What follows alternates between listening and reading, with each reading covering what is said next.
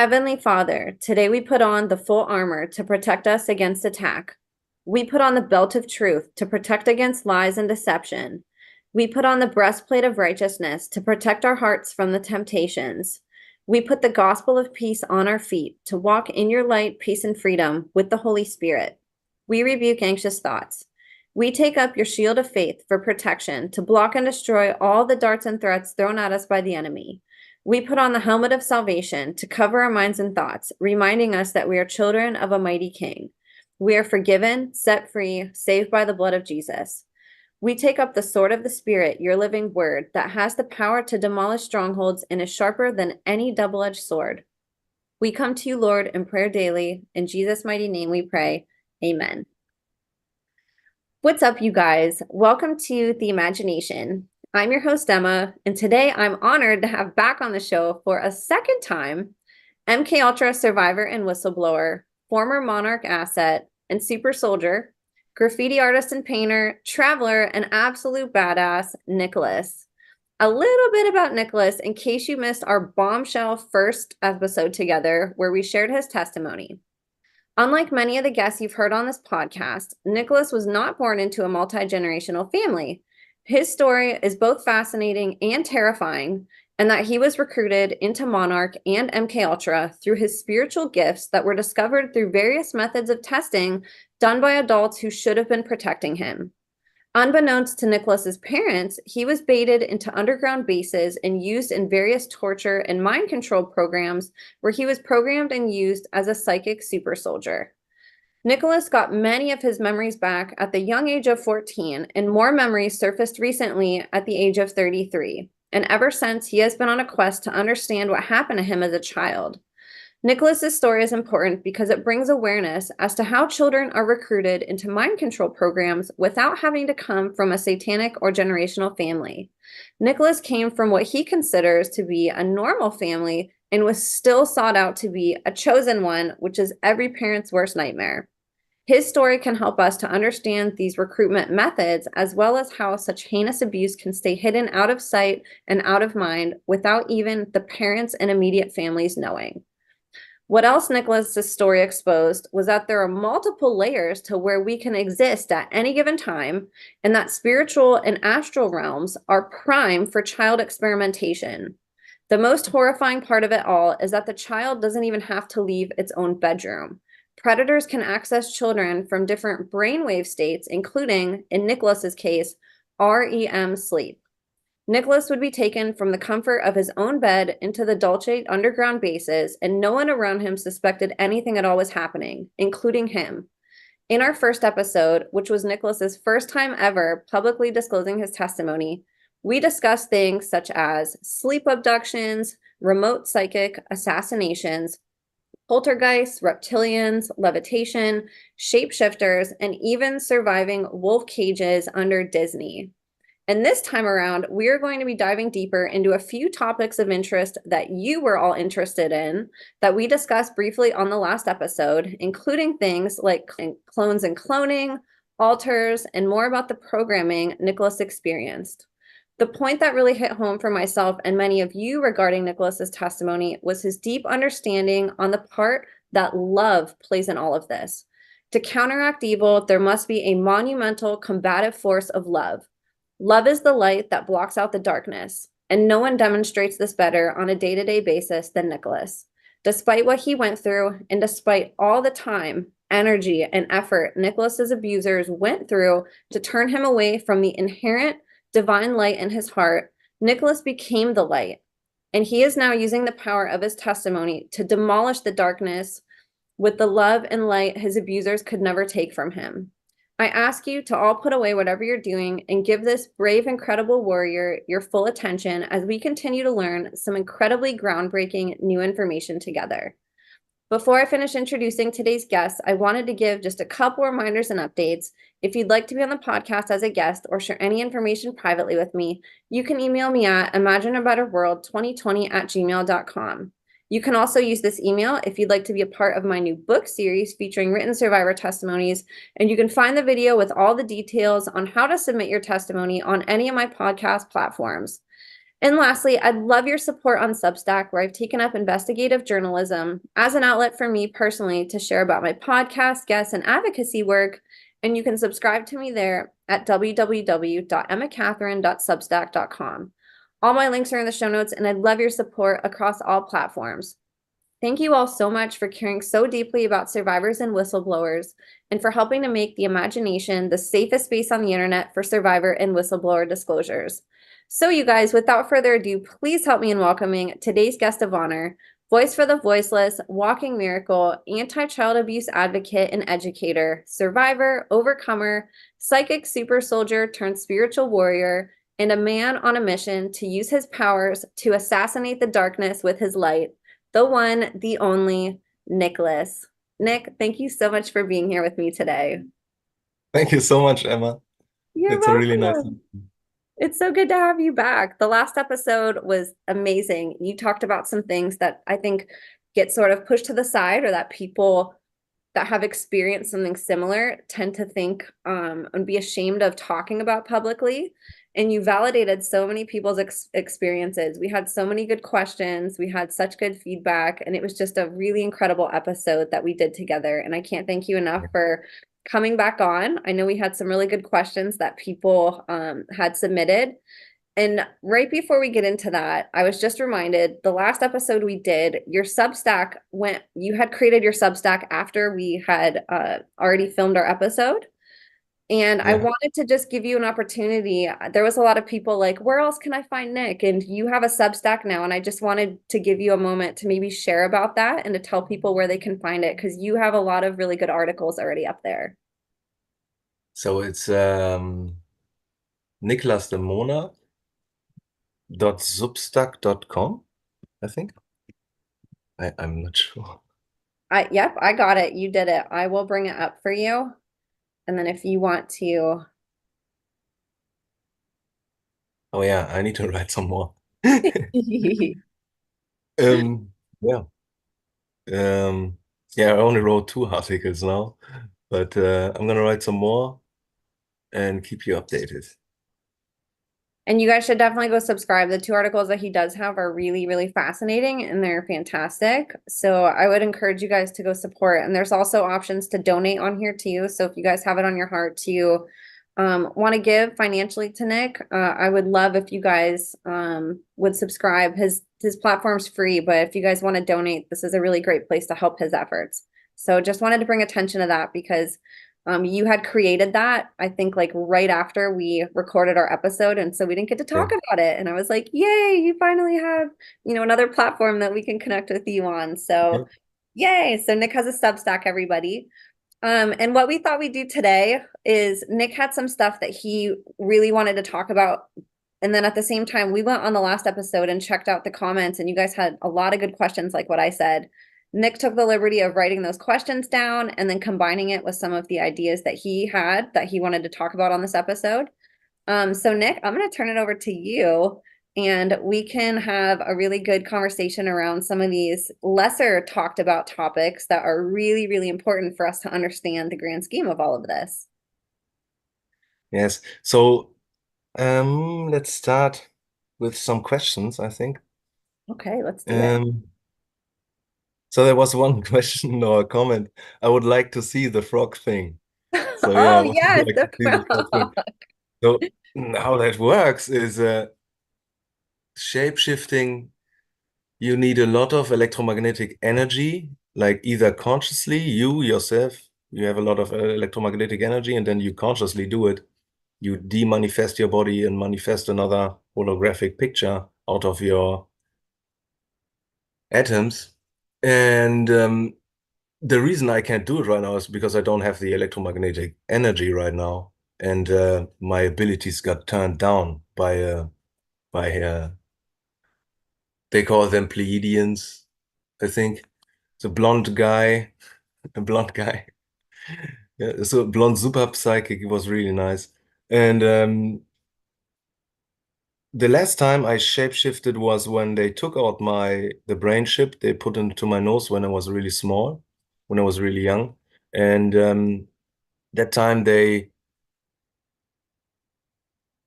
that time they used artificial electromagnetic energy, basically like 0 point devices that create like plasma energy balls, and they just force you with frequency to change. Like everything is vibration and frequency. They long figured all of this out and built technology to imitate everything that spirit can do. So that's one big thing, is like they have like they have almost everything that spirit can do. They build a machine that can do a very similar thing in like for example, they have extra dimensional AIs, plasma AIs. And once they build the thing here in this rhyme and they turn it on, it's eternally present. Like it's present throughout all of our time, all of our history, future and past. It's just, it's there in eternity, it's just appeared and immediately start to change our perception of the past. Like, that's one thing they have. And they use these devices to take you out of your sleep at night and put you and guide your consciousness to a clone in an underground base. So yeah. Um, yeah, what was the question? Um, Thank you for explaining that. One of the things that I wanted to ask you about the what happens at night, because that's very new to you. I haven't heard, there's not a lot of people that have talked about that, even though people mention it. It's something that I think we all know, just like what things that we're able to do mentally or spiritually. Like we forget that these realms exist. And so we talk a lot about what happens in the physical world. And then I feel like the spiritual world sort of doesn't get talked about as much, the astral realm. And no, so no. when this happens, you have to be in REM sleep, right? And so if you're not, can this not happen, or is there a different way that they access you? Like what if they wanted to access you on a night and you weren't in REM sleep at all? I Um, don't know. I really don't know. I think they still can rip you out of your body, your consciousness, if they want to. But there are also beings that would step in and try to protect you if you really don't want to. Like you really, really don't. You really have to do not want to go there. And you have to clearly state it, that you don't have any interest. Otherwise, there's no other being that's gonna help you with your own free will. They can only help you with what you already want. You have to want what you want, They're not gonna want anything for you. That would be, then they can't go into you and solve all your problems for you, because that's basically demonic possession, and the demonic possession never solves anything. So right. I think it has to be that really deep sleep. Like the way I experienced it was always in deep REM sleep. And I used to remember when I was coming back to my body, my consciousness came back to my body, and I was usually so tortured or just broken that I was just really happy to be in my body again and just could at least, sleep for 2 hours before I had to go to school. So, and that really, it was always REM sleep, really deep sleep when they take you. And what about like when you come back into your body after that? Do you wake up automatically? Is it like this shocking thing? Or can you like sleep through that and then wake up in the morning and like, what happened? What does it feel like whenever you come I back? usually I used to remember like every time I come back I usually used to remember what just happened in a way. Like I saw it happen again and I was thinking about it, or my alters were thinking about it, like what does this mean? What is going on here? What the fuck are they doing now? What you know? So sometimes I would just come back to my body and continue to sleep and think about it when I wake up. Sometimes I would wake up immediately, and think about it, what happened. So does it mean to be in a clone? Was another question.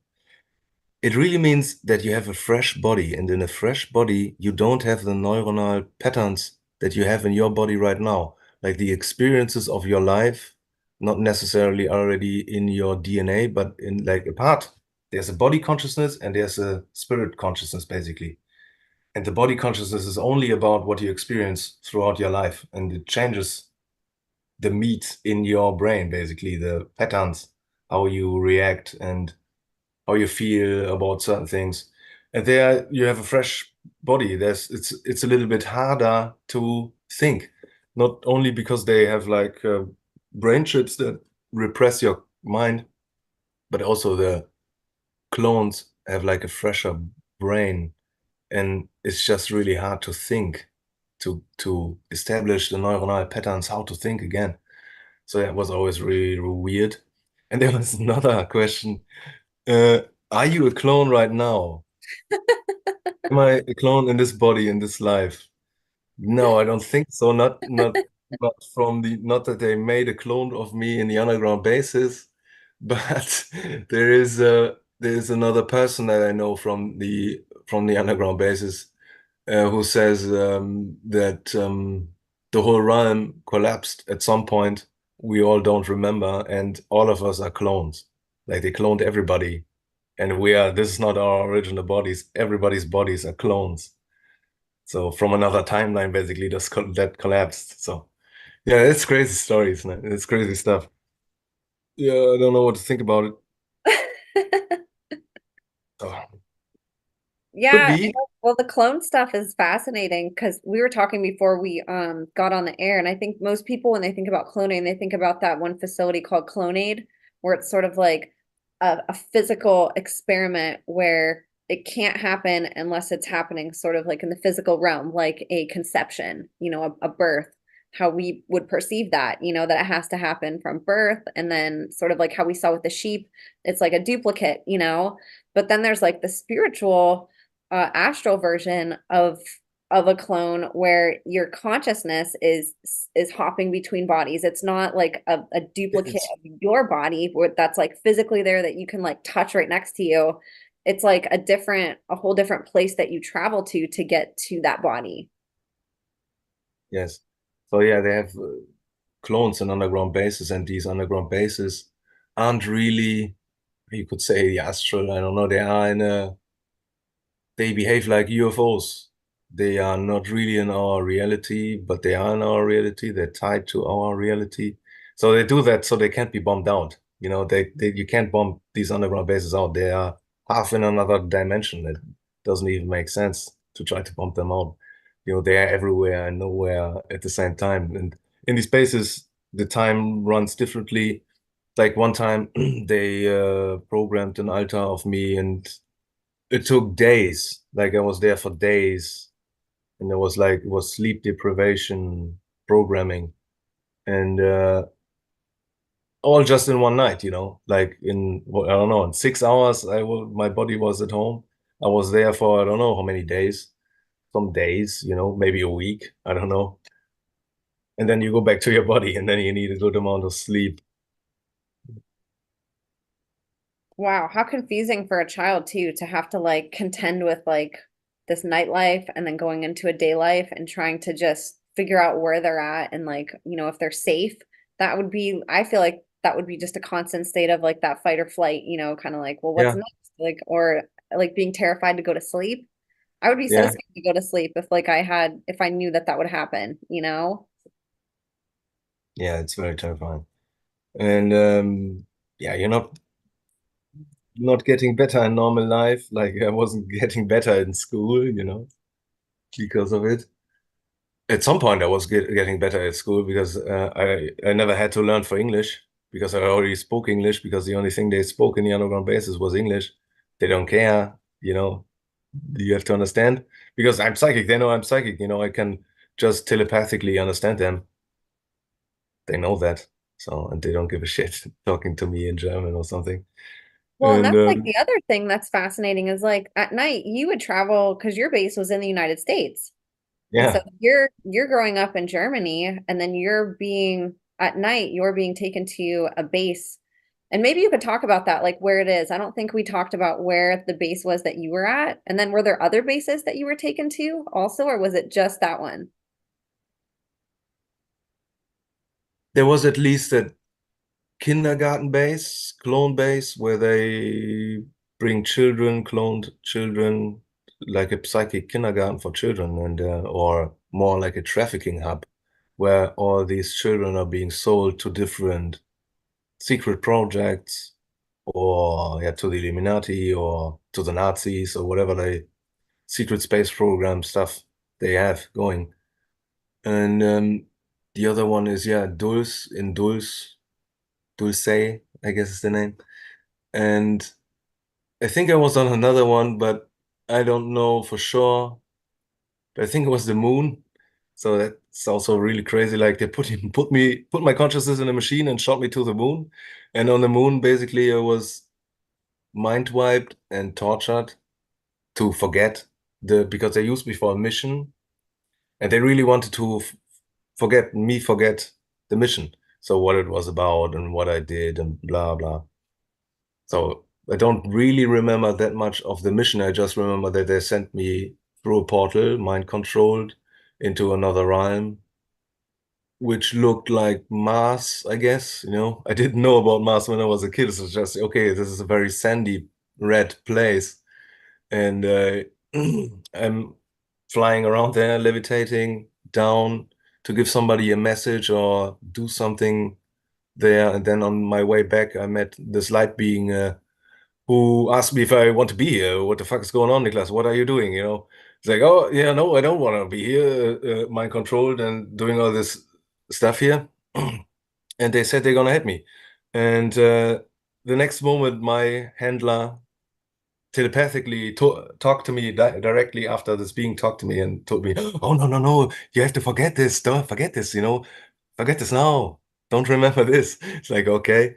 And then after that, uh, they to another place to be mind wiped, like to really make sure that I don't remember this. So they mind wipe me, take the memory out of my consciousness, which kind of means nothing because it's all in my experience, and you can't take anybody's experience away from them. It's always gonna be there. You cannot be aware of it sometimes, but it's gonna be there, and you can only stop somebody from waking up, like using technology for so long. And at some point, humanity is just gonna grow beyond it, the technology, and it's not gonna work anymore on no one. You know what I mean? So there's also part that all these MK Ultras, everyone who's doing their own healing is helping the collective consciousness to get beyond this. So, it's really important to understand. It is really Mm, important, yes. And I'm gonna bring up real quick while we're talking. I found the Dolce base on Wikipedia. So I'm gonna bring that up. And then if you wanted to talk about that at all, we had talked a little bit about what happened there, but I don't think we explained where it was in the United States to people, or anything sort of like details about it or how big it was. Do you want to share any of that for people who might not be familiar with this? Because it was new to me. I didn't even know that this was in the United States until I met you. So there's this guy, Phil Schneider. He talked about it like a long time ago. Dual space, yeah, there it is. Well, claiming. I Well, it know. is jointly operated by aliens and it is with humans. And they all fight over control over everything, I guess. So it wasn't Dulce, I guess the name is Dulce. And it wasn't Dulce in New Mexico in the Girasila Apache Reservation. So at least I knew that when I was a child that it's in the reservation and it's called Dulce, it's in New Mexico. And it looks exactly as I remember, like the mountain range looks exactly like how I remember it from the time when I was there. And I was flying out of it, my consciousness was leaving the place. So on Dulce, There's basically there's reptilians a lot. There are a lot of clones. There are a lot of evil clones. There's a lot of bloodline Illuminati people who rule everything, who never come out of the bases ever. And all the people that are here on the surface, they are just playing roles. They are all MK Ultras. They are all controlled. Every politician, businessman, military, they get everybody in the underground bases, because in my mind, it's because they basically organize the whole government thing as a scam. So it's their scam. They run the scam. So anybody who wants a position in this scam, they're gonna keep you fucking stupid, or they're gonna initiate you into that everything is a scam and let you be corrupt as you want, because it all doesn't matter. Like inflation, for example, is also fake. They have all the money in the world. People always say, the elite, they do it all for money. No, nobody there does anything for money. They have all the money in the world. They can holographically print money. Like they can just print it, like they just make it up. So it's all artificial. And I think if anybody really looks into inflation, you can really see that it's artificial, that it's fake, that it's not organic, like it's just somebody with an intent is doing it consciously. So back to the dual space, there are these genetically enhanced Illuminati people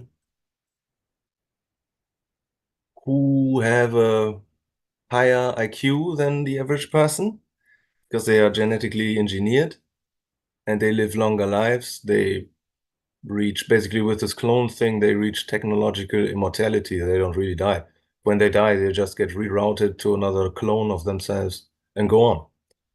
So there's also not really killing anybody of them, like that doesn't make any sense. In their in their business, there isn't really war. Like they don't wage war on each other at all. Like the that's just for us, to die in war and everything. That's not they don't do that at all because it makes no sense. It's just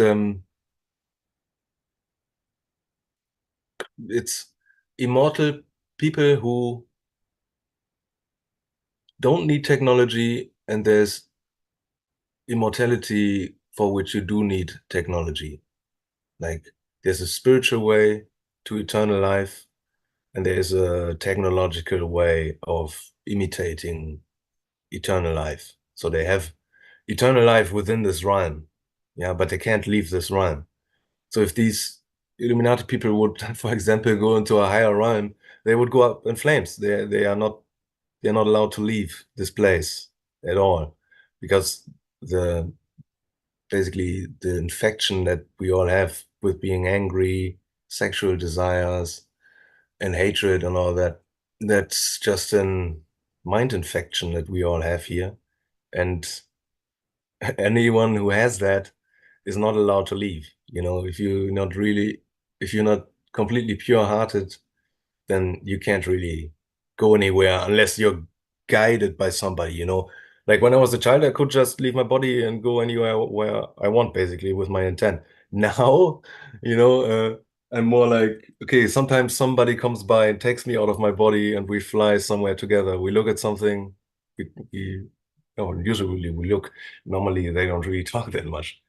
So, well, we talk sometimes. No, I think the point really was with the frog question is how does it work? And it works with electromagnetic energy, either externally technological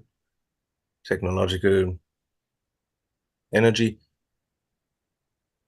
machines, 0 point machines, plasma machines, basically, that Okay. come by and force you to shift, or you are so psychic, basically, that you have so much energy that you can just do it to yourself, your own body. So, and as a child, I kind of expected this to come, at some point. Oh yeah, I'm gonna be in my super advanced version of myself, and I'm gonna fly around. and everybody's gonna be telepathic because it's normal, yeah.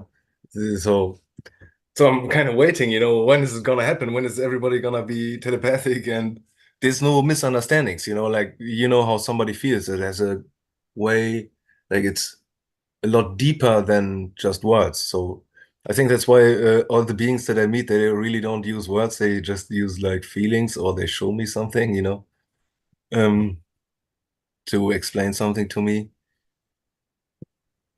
These underground bases, like I said, they are half in a different rhyme, but it's still very physical. Like there's other parallel versions of Earth where you can, like, the normal state of being is you can just manifest a body. Wherever you are, you just manifest a body. When I was in hell, I just manifested a body and I just de-manifested my body. For some reason, in other realms, it's a lot more easy. Like here is like this extreme pressure to keep you down, to not even know about de-manifesting yourself and re-manifesting yourself, or teleporting, or going out of your body, or being telepathic, or doing anything is really, really hard to do here. Like you really have to come up with a lot of energy to overcome this place here. So it's like technological repression of our natural abilities. So it's just this whole rhyme is just about enslaving everybody, and it always was. Basically, it always was designed as a slave thing, and I think we are coming out of it and we're leaving it into another run, basically. Like there's gonna be a spiritual event that people are waiting for. Like I think a lot of people who are spiritual know this already, that there's gonna be an event, a shift, or ascension, or what they're talking about. It's just when we're leaving this place sideways, like sideways through, we're jumping parallel Earths and timelines to a different place, just slowly, just decade by decade. Like before 2012, we were definitely in a different realm, and after 2012, we were in a new version of Earth. And I could see that at the time. It's very confusing when you see that at the time. You're not really into any of this like conspiracy stuff. Like I don't really care that much. I don't care really about UFOs or any of the technology they have. I also don't really care about ancient civilizations. It's just not my interest. I have hobbies. I have a lot of hobbies, and it's just personally just not interesting to me. Or Egypt or something, or the Egyptian culture or whatever. Just can't get into it. It's just there's a lot of more interesting stuff that you can like visit in parallel Earths and higher realms, or you just imagine something, or you go somewhere with your intent and you find another rhyme. Yeah, what I basically wanted to say is this other rhyme. I was in this other rhyme and there was a question, how do you stay, how does it happen that you become so balanced that you can leave the rhyme? And for me, it was just, for example, really being in love, like being in love for the whole world at once. You just feel love for the whole world, and then you have to you think about maybe ah, how could it be? How nice could it be if the world wasn't completely fucked up and everybody was kind of stupid and kind of low awareness, and then I just end up in another rhyme. And it's always the same. I leave my body and I come back at the same moment. So, and between that is just a huge bubble of experience. And I leave the rhyme. I'm in a different place. I'm usually not alone. So in this other rhyme, like I saw a parallel version of Earth where there were people in white robes. Like there were people in white robes walking around, and one of them showed like his finger down the street, and it's a really long street where I live, like a really, really, really long road. And he said, "You have to love, this much. If you love a little bit, you just a little bit, it would go this far. That's what he was trying to tell me is if you just love a little, tiny little bit, it already goes this far, like this long road is already behind you if you just love a little bit. And the other thing I saw, I don't even know if I talked about it before, but I saw at these guys in these white robes, they have all their energy centers powered up, like really powerful, energetic presence. Like they had a really powerful, energetic presence. And I could see there are these symbols for the different chakras in, I don't know what kind of culture, Tibetan culture or something. So there are these symbols, and I saw these symbols over these energy centers. Like I saw them glowing up. These, like they're really known symbols for these energy centers. And I felt that they were really, really, really powerful, like really strong. And the other thing I felt there was the presence of God in the sky. So that really freaked me out a little bit. And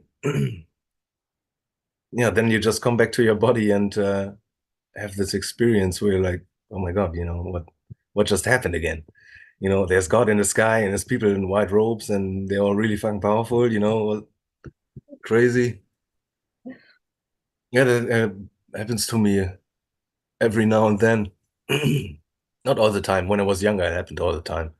That was a little bit too much. Mm, You had mentioned that like traveling in different realms required a certain like fortitude energetically to be able to do that. So if yeah. somebody lacks Mm. that or maybe like runs out of energy during their travels, can you get stuck in a clone body and not be able to come back? Or can you get stuck in a realm? Or is that not possible?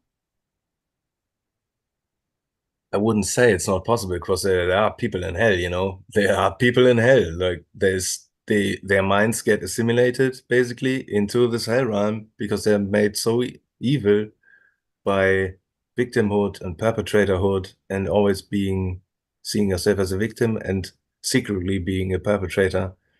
It's like you turn into a puzzle piece that only fits in hell. Like that's why lying to yourself about what you do is really fucking dangerous because they're gonna judge you by what your actions, not by what you tell yourself. Like they don't give a shit about it, ne? Like they really don't care if you try to manipulate them with words. They don't care. They see it immediately.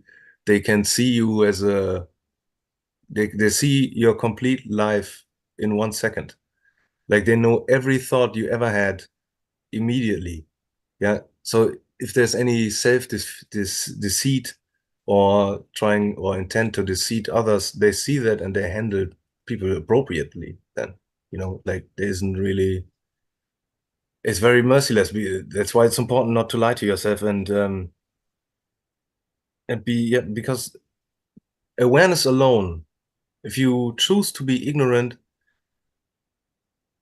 it's gonna go on and on and on and on. You know, so for example, when people who are mind controlled and they have been programmed wake up at some point and they're still surrounded by perpetrators, they're still doing the mind control agenda. The moment they become aware of their own behavior consciously, they are responsible. They are absolutely responsible to stop doing what they're doing, change your mind, and it's bad, but you have to do it. Otherwise, from that point on, you are spiritually responsible for what you're doing. Awareness, everything is about awareness, especially when I talk about these things, about what's going on in Dulce.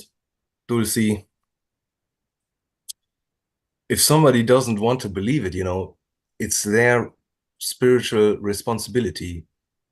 I made them aware, and there's higher beings. They're gonna write you up. You now know this. Now it's your spiritual responsibility. It's not something. It's not some thing to joke about. Because they take that very, very, very, very serious. When somebody knows what and what they do with that knowledge, if they deceive themselves and just go back to sleep or not. So that seemed Really very love that. important to me. Spiritual responsibility. That is brilliant. I love that. It's also very merciless. Yeah, it's very It merciless is. because It's heavy to think about it that way, you know? But as that's, soon as you, yeah, as soon as you become aware, you are responsible to handle the thing, you know. No blame for what they forced you to do under mind control at all. Like nobody's gonna think you're a bad person because they forced you to do bad things, you know. But once you become aware that it's going on, you really have to take self-responsibility and convince your alters that the beliefs they have are not correct. You know, they have been given by people that shouldn't be trusted at all. And your alters should work for you because they're in your body. You know, they're not in the body of the person that programmed you. They belong to me. You know, they're parts of me that had like extreme experiences and have been given false beliefs. And but you can change it. Like you can talk to yourself, you can talk to your alters, you can convince them that it's yeah, that's bullshit, you know, like torturing others, hurting others. No, you know, no, I don't really like that. So you don't have to do it if you don't want to. And if you're scared that they're gonna kill you, you're certainly gonna try. Like there's a lot of MK Ultras that wake up, try to get out of it, and they try to kill them. But I also know that they're not alone. Like they really, that's the first time you're not standing alone when you choose to take self-responsibility. There's a lot of beings that are invisible that are gonna right behind you, you know, when you choose not to play this game anymore. And you don't want to, then you don't want to. It's free will, you know. They are beings that protect your free will, but you have to have the free will yourself, you know. Like you have to want it yourself. You can't be yeah, oh, maybe tomorrow or oh, but it's so nice to be with the Freemasons and you get so much I don't know, whatever, you know, or any other fucking secret society and you get so much benefits or what, you know. No, you know, you have to be willing to be homeless. Like you don't have to be homeless, but you have to be willing to go that far to not be part of any of this anymore. Because otherwise, basically, you're not gonna leave this place. You're not gonna go in another better run, but you're gonna go onto a timeline basically that disappears. It's gonna get deleted, and then you never existed. Basically, it's like we are actually we actually came down into this rhyme from a higher rhyme. This higher rhyme is still there, but if they turn off this rhyme, so if they turn off this rhyme, the higher rhyme is still there. If they would turn off the higher rhyme, both rhymes would disappear. So that's kind of the relationship, and we all stepped down into these bodies, like in these low frequency versions of ourselves from a higher plane. And if these higher versions of ourselves don't see themselves in us, in our behavior, the way we are and act and interact, then basically the part of you that you thought was yourself is gonna just disappear and you're gonna wake up in the other realm, but you will have no recollection of what happened here. Like you're not gonna remember because you never choose to be the higher person or higher version of yourself. Because only the higher version really exists, only the highest exists, and all of this is just some holographic ongoings. I don't know. Yeah. So yeah, spiritual responsibility is really important. But it's really important for MK Ultras and for anybody else. If somebody tells you about satanic ritual abuse and what happened to them, you know, you have to be able to figure out when somebody's lying to you because you're a psychic being. You can't figure it out. You know, you can't see if somebody's genuine or they make stuff up and try to control you or have an agenda. And when you feel that that's going on, you have to address it. You really have to address it. You can't give people the space to manipulate all the time. It's like, you know, don't do that. Don't fucking try to manipulate me, you know. Don't try these games with me. I know all these games. I can read your mind, you know, so stop trying to fucking shit me. And it's useless anyways. Everything is recorded. Every thought everybody ever had is recorded. Every action is recorded in underground bases. Like it seems like every group has this capability to have everything recorded or have access to basically this whole realm is a big recording device, and you can just access it in different ways, technologically or spiritually. So there isn't really anything to hide, as narcissists really like to do and think and deceive themselves that they can hide something. There's nothing they can hide. There, there's no way that you're gonna deceive higher beings. They know exactly what you're thinking.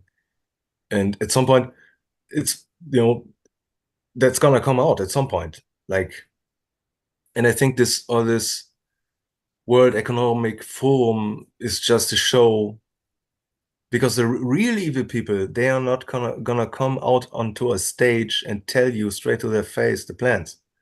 The good people would do that, The good people will play the evil people and say, "Oh, I see the need for a great reset. You all have to eat insects and you will be happy and own nothing." That's all. It's probably true, but in a good way.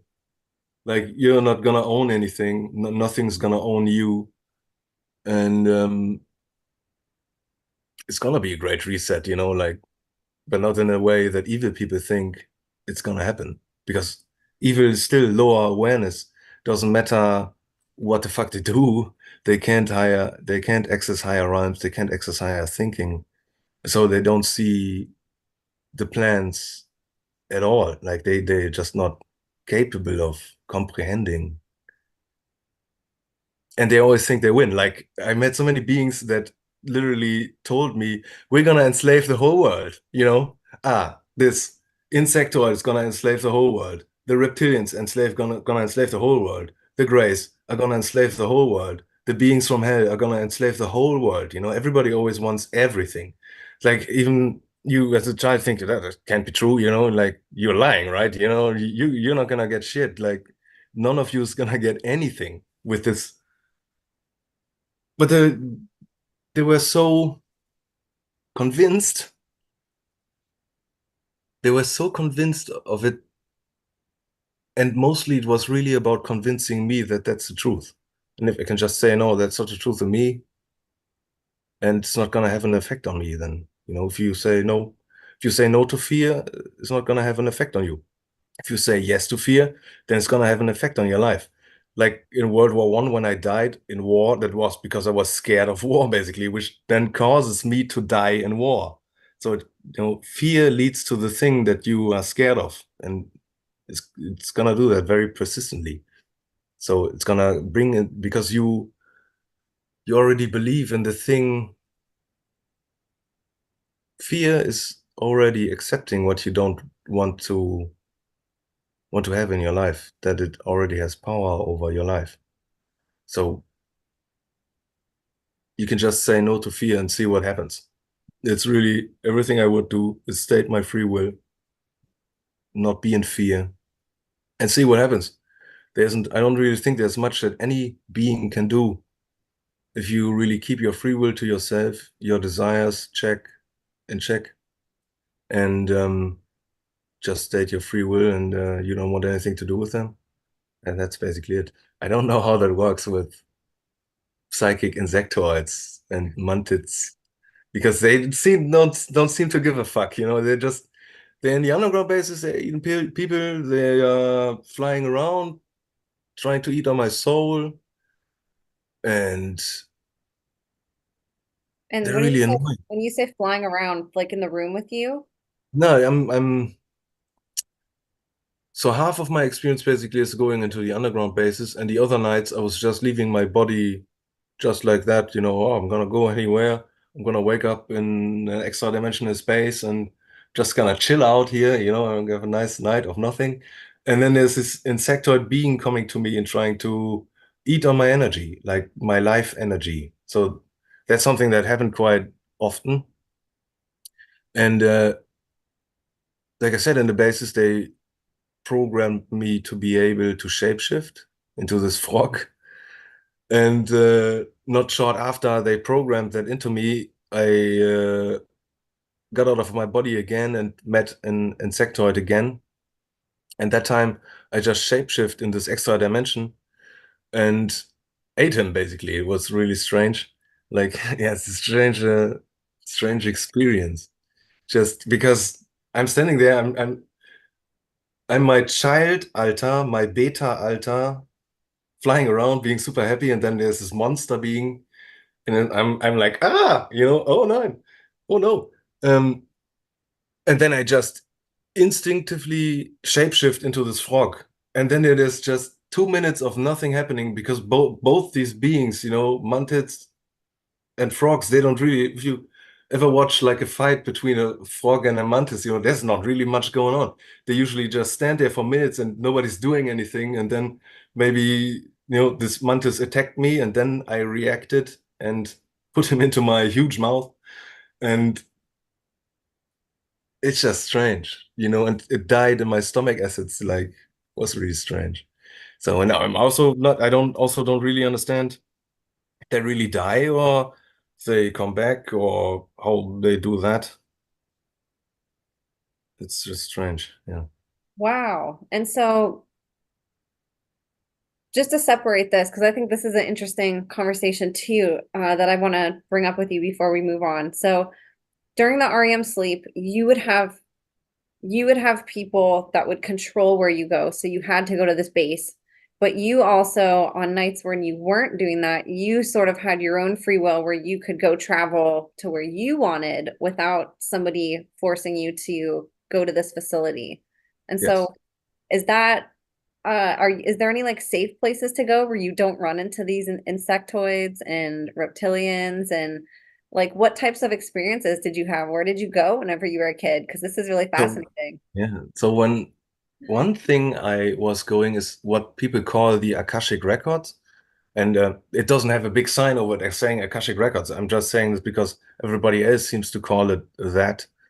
And it's like a place of knowing where you know everything that ever happened in your bloodline, like every experience any of your ancestors ever had is available to you there, and you can just know and call up any knowledge and any feeling. And that was really great place because I felt really free there. I can do what I want, I felt like sitting in a helicopter, turning on the lights, and I'm just gonna fly around here now and look at everything, know everything. And that place I met a woman, and this woman told me to watch out for Lucifer. And I never heard that before, oh, Lucifer, I have to watch out for Lucifer. Okay. Okay.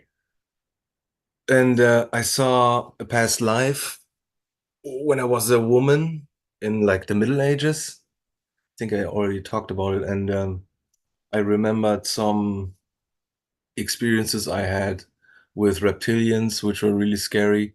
And that was a nice place. There was also scary stuff, but it was also like a great feeling of knowing and not feeling lost. So that was a really great place. But reptilian, like I wanted to go there twice. And the one time I met a reptilian before I went to this place and he told me, oh, you don't want to go there. It's not a nice place. It's not, you want to go with me. It's like, oh, really? Really? You want to go with you? Where you want to go? And then we went to hell. So, we went to hell, but just for a minute or something, come with me. And he changed the frequency of my being by speaking into my soul, basically, because I allowed him to. He changed my frequency to a really, really low vibration, and then we were in a hell rhyme. And it was really crazy because it's just not something that people can comprehend. It's not like this normal place here where stuff makes sense. They can just make up time, they can strap somebody down and torture them for 2,000 years, and that's just happening within 1 second. It's really incomprehensible what they could do to a person, like, and a lot of these people from the underground bases, they were possessed by low frequency consciousness from this realm. from hell. And I think that's why MK Ultra is also so important to them, is because you split up the person and all these consciousnesses from hell, they are a lot like a really mind-controlled person. Like they are split up. They are split up in the sense of I'm the victim, I'm the perpetrator. You know, it's always this I'm the victim, I'm the perpetrator. They would always lie and make themselves look like the victim and are secretly perpetrating all the time, you know, torturing people and lying, stealing, raping, all this stuff, but just really to an extreme degree. And a lot of this, of these altars, let's get into altars. So here are, this is from a web blog from another MK Ultra, which really helped me and helped me to remember um, a lot regarding my altars.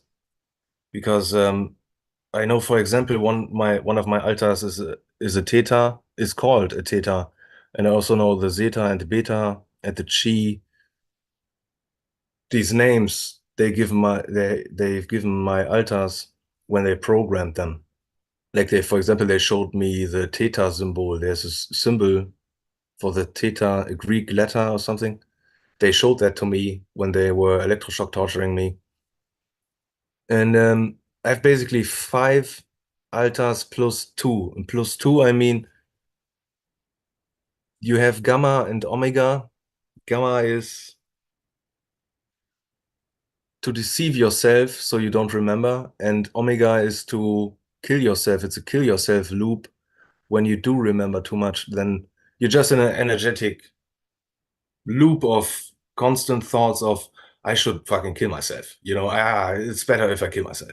And yeah, it's better if I kill myself. Just all the time, and you have to consciously step out of it and basically do something else.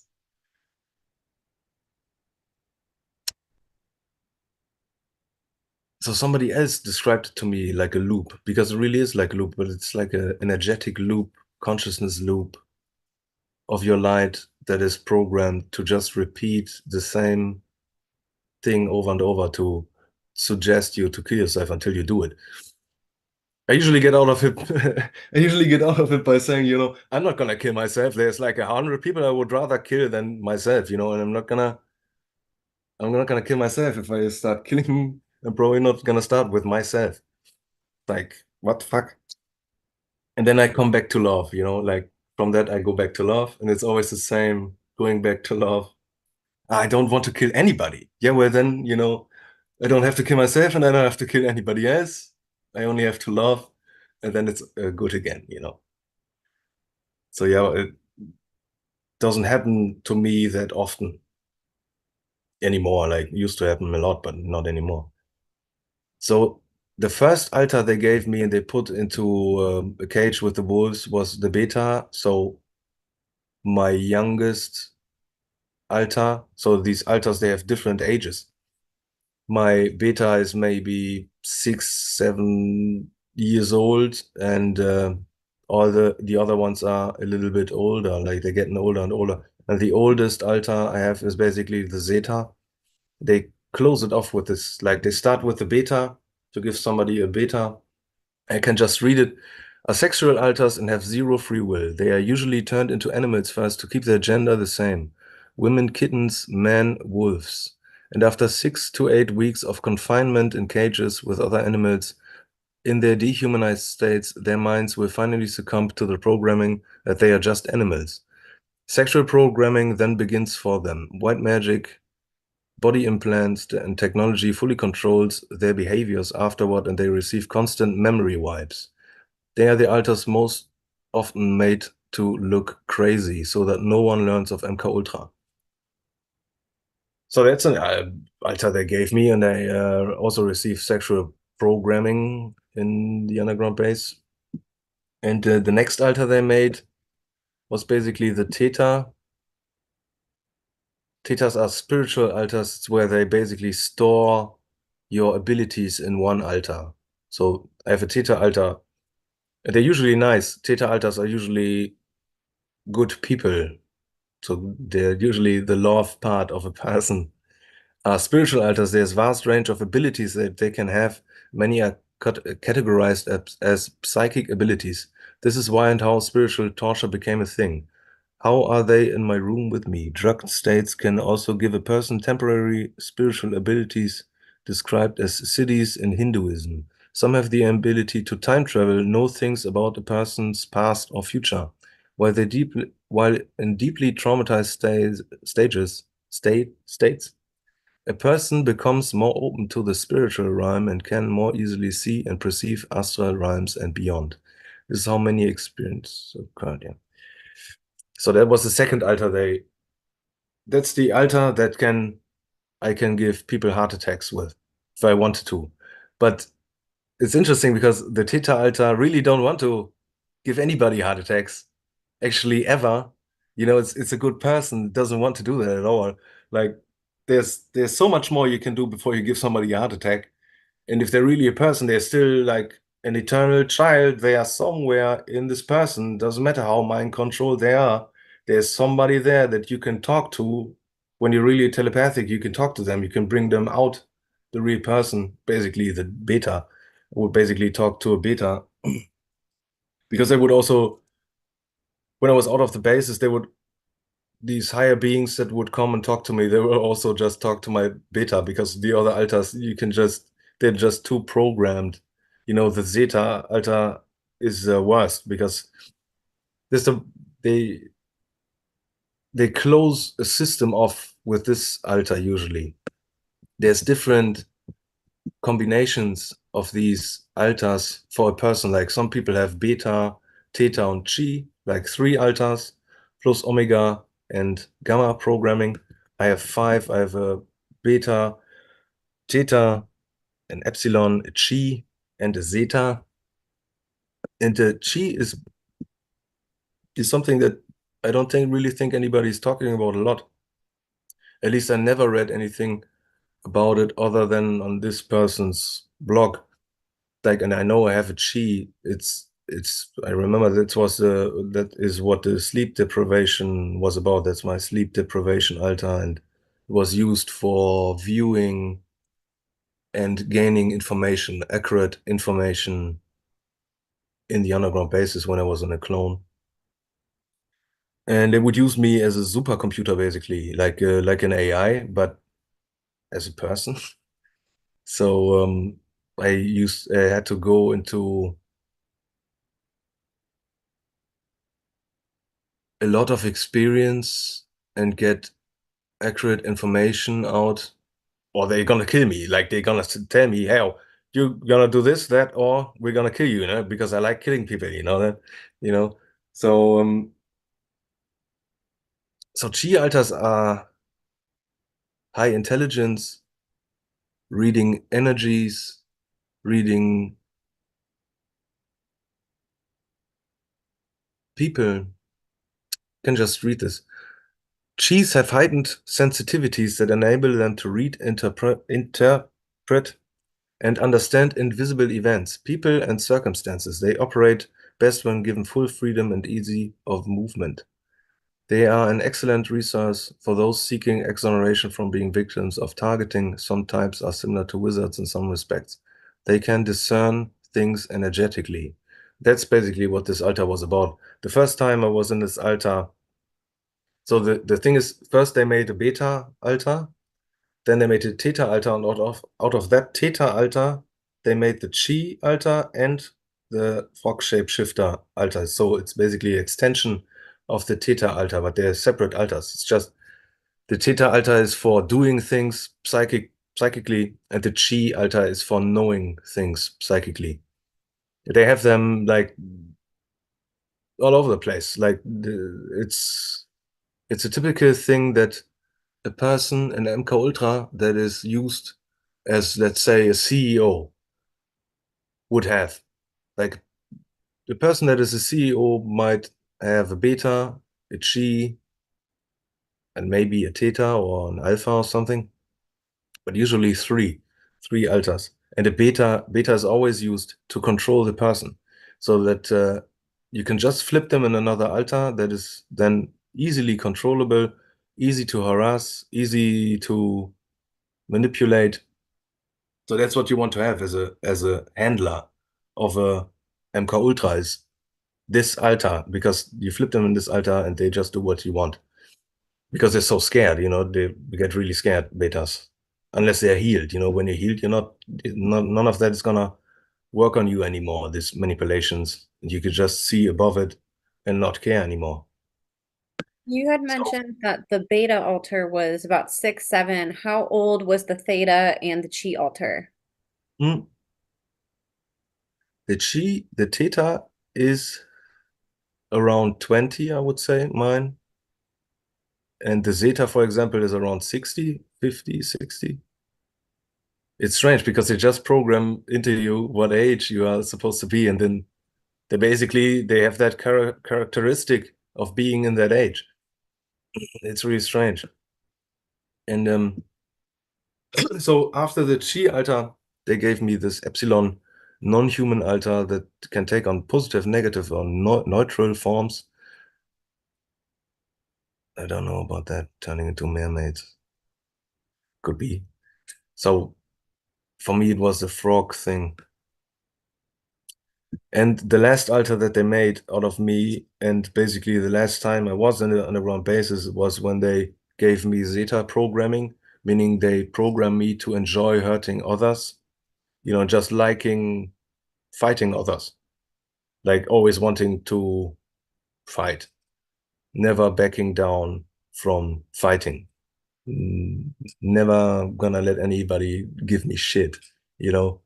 And that would be when a handler handles another person, that's the altar that they're gonna be in.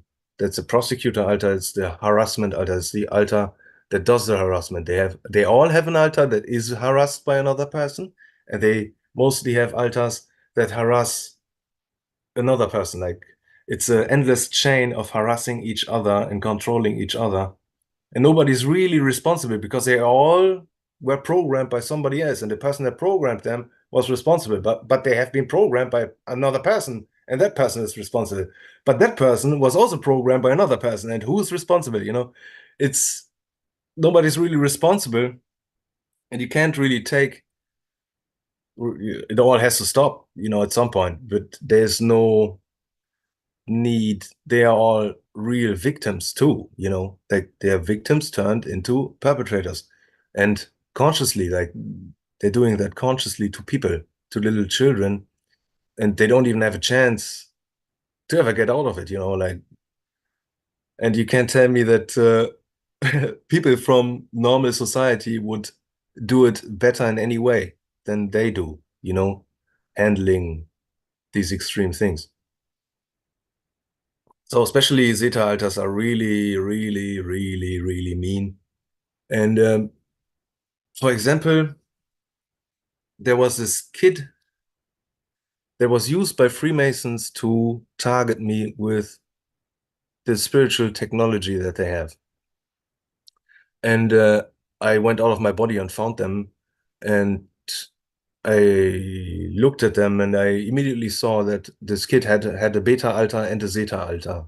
So at least two altars, and he was in his zeta altar, and he was like really going crazy, he, getting all riled up, like I'm gonna torture this guy and I'm gonna really enjoy, it's just how they feel, because they're programmed that way, and you can immediately see when you're really telepathic, you see and feel where that's coming from. I immediately see from which traumas that's coming from, like there isn't really anything that anybody can hide from anybody, in my opinion.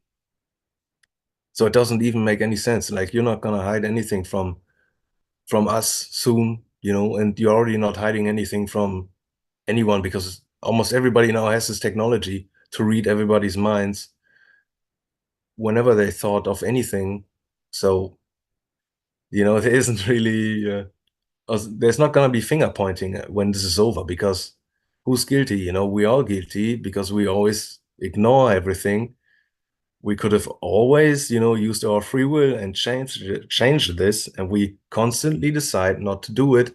We ignore everything that's bad, and even think, oh, this system is so bad, I'm gonna get something out of it because yeah, the mafia loves me, because they protect me, obviously, they always burn down everybody's shop, but they are the ones offering the protection, while they are the ones burning down everybody's shops. If we don't have government, there's gonna be a lot less terrorist attacks, like it's always the own government that is doing it.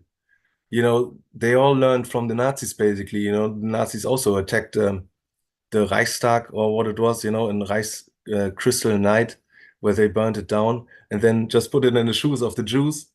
So that's how they really operate, like it's always a psychological operation. Everything is a psychological operation. Everything is a manipulation of consciousness. And they're doing that for a long while. And they're really good at it.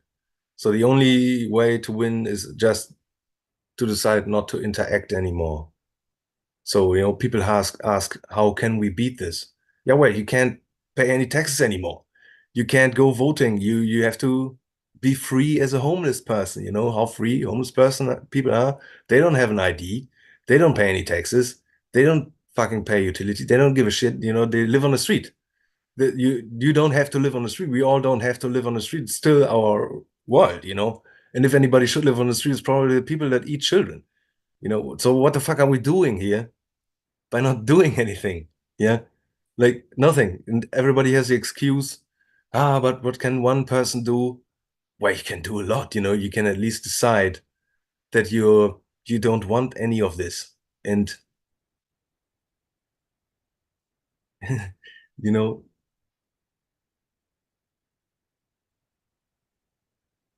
somebody told me they are scared to look like a nutter, like a crazy person when they talk about this stuff. Everybody here is insane.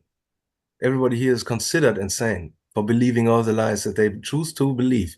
They don't look at us as something good, like because we cause all the suffering in the world. We have a big part in that, causing that by being unaware of it, like making decisions we shouldn't make, giving free will away where we shouldn't give free will away, because they're just gonna take that consent, turn around, and just give it to reptilian beings. They don't care. We're the evil guys. We don't care, you know, and they don't care if you gonna point fingers at them later. The world's still gonna be up its ass. Or you can complain when you're in hell. To whom? There is nobody to complain to. Everything, the people that are in hell, they went there by themselves, by their own decisions. And that's so scary because people are very, very unaware of all the things that they do. So You're I so can right just read. about all of that. And I love that point. I want to expand on that in just a second. But before we move on from this, could you talk just a little bit more about the Epsilon altar that you have for people who might be listening on like iTunes or Spotify and can't read that? Would you be able to share with them a little bit about what that altar is? So it's in generally an altar, given that it's a non-human altar that can take on any form. I'm not sure if all of them can shapeshift. Like there seems like to be a special thing that there are people that can shapeshift into big frogs. Um, and I don't know if these epsilon altars for other people are just regular altars that believe themselves to be fairies, gems, zombies, mermaids. So it could be basically anything, but that's also the altar that they would put the frog shapeshifter altar into. It doesn't talk about it here, but it's so. And so the last altar, that's the most important relationship is really the beta and the zeta relationship from the handler to the handled person. And because they program these zeta altars to be the handler within yourself. So that when I'm alone at home and I want to remember, my zeta is gonna come out and harass me. So I have harassment in myself. I don't even need a handler externally anymore that harasses me. I'm gonna be programmed to harass myself. So that's what I mean when I say there's a lot of false beliefs given, to parts of yourself to not remember this or not remember that, or, be compliant with this agenda. And you just have to convince your own, it's still you, it's a part of you, You have to convince them that they are loyal to you and not to somebody else. That's like the most important thing. Because Zeta Alters want to be loyal, but they are just confused to whom they are supposed to be loyal. So they are supposed to be loyal to yourself, like my Zeta Alter is supposed to be loyal to myself. And if anybody attacks me, that's gonna be the Alter that's gonna take care of it, you know. So they cannot only be extremely bad, they can also change. All these altars can leave their programming behind and just change their mind. You can just change your opinion about stuff, You don't have to blame yourself. You don't have to stick to something forever, And you don't, lots of people who are MK Ultras and are Zetas think have a hard time coming back from it because they find themselves doing evil stuff and then they look within and say, oh, that's me. That's me now. I'm an evil person. Fuck me, Yeah, I'm gonna go to hell. Then fuck everything. I don't have to even try to be a good person anymore. But you can just change. You can just decide, oh no, that's the behavior I don't want to do anymore. I don't want to harass anybody. I don't want to torture anybody, I don't want to, yeah, harassment, harassment, harassment. And you can just change. I read I think I read somewhere about the Zeta Alter. I read something like what Zetas need is holidays. So it's just you take your Zeta Alter on a big holiday, maybe, and something sunny and just relax. And I think that's a good way to get rid of your anger. So these alters are prosecutor type alters. Black arts versions are negatively programmed from birth. Often these are from multi-generational incestuous families, as this causes the most pain. They are conditioned with base programming to believe that they are evil and are given feelings of pleasure in conjunction with causing others pain. That's the Zeta base program.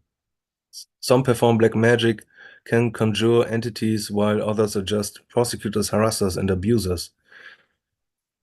So there's a lot of Zeta alters in the military.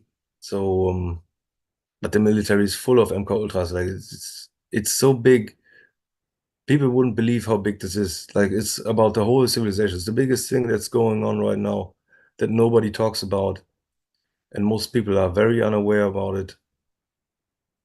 And it's horrible for the people that get am Kohldraht. Like when to have a Zeta is a really fucking horrible thing to have to be left alone with, like it's just not fun because they can also just take over when they're not deprogrammed. They just take over your body and they do what they want, whatever they want, and then you wake up later in your beta and you don't remember at all because like I said, the Zeta is made to control the whole system for somebody else, while the handler is basically doing something else. The Zeta is programmed to handle yourself. The Zeta can also become your friend because it's there to protect you. It's not to be your enemy. And that's what you have to convince your Zeta of, is that you're not my enemy. You have to be my friend. So it's not asking nicely, they are in my body. They are mine, basically. And you have to integrate into me, not me into you.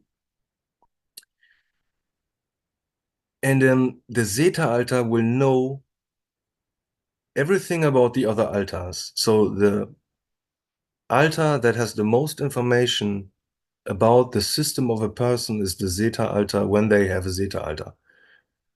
So because they are supposed to harass yourself, you're supposed to harass yourself. It's pretty stupid, actually. Mm. Yeah, that's just something they do, and it's absolutely horrible. And these people feel absolutely horrible. It's so horrible. And I just hope, that if anybody out there has a Zeta altar, I hope you can heal. No blame. And I think they think that if anybody knew what happened to them nobody would love them. And I don't think that's true. The moment we know what happened to you, and we really know what happened to you, and we feel what happened to you, we will love you, you know? Like we will love you and we will forgive you. Like I don't give a shit about anything they forced you to do or anything evil that they forced you to do. No, I don't care about it. We can just, leave that behind if we choose to do so. But you have to choose it, you know? Like otherwise, there's nobody gonna help you with it. If you deceive yourself, you want to deceive somebody else, there's just no way. Yeah. So this is basically the 9 altars, so the 5 altars that I have. There's another one is the alpha altar, which I don't have, are given genetic enhancements to make their bodies physically stronger.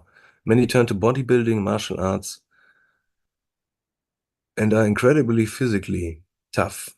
They can have excess physical energy, which makes picking fights easy for them. It's strange for me, a woman, having experienced all of this directly, but it has proved a unique framework for empathy and compassion for almost everyone.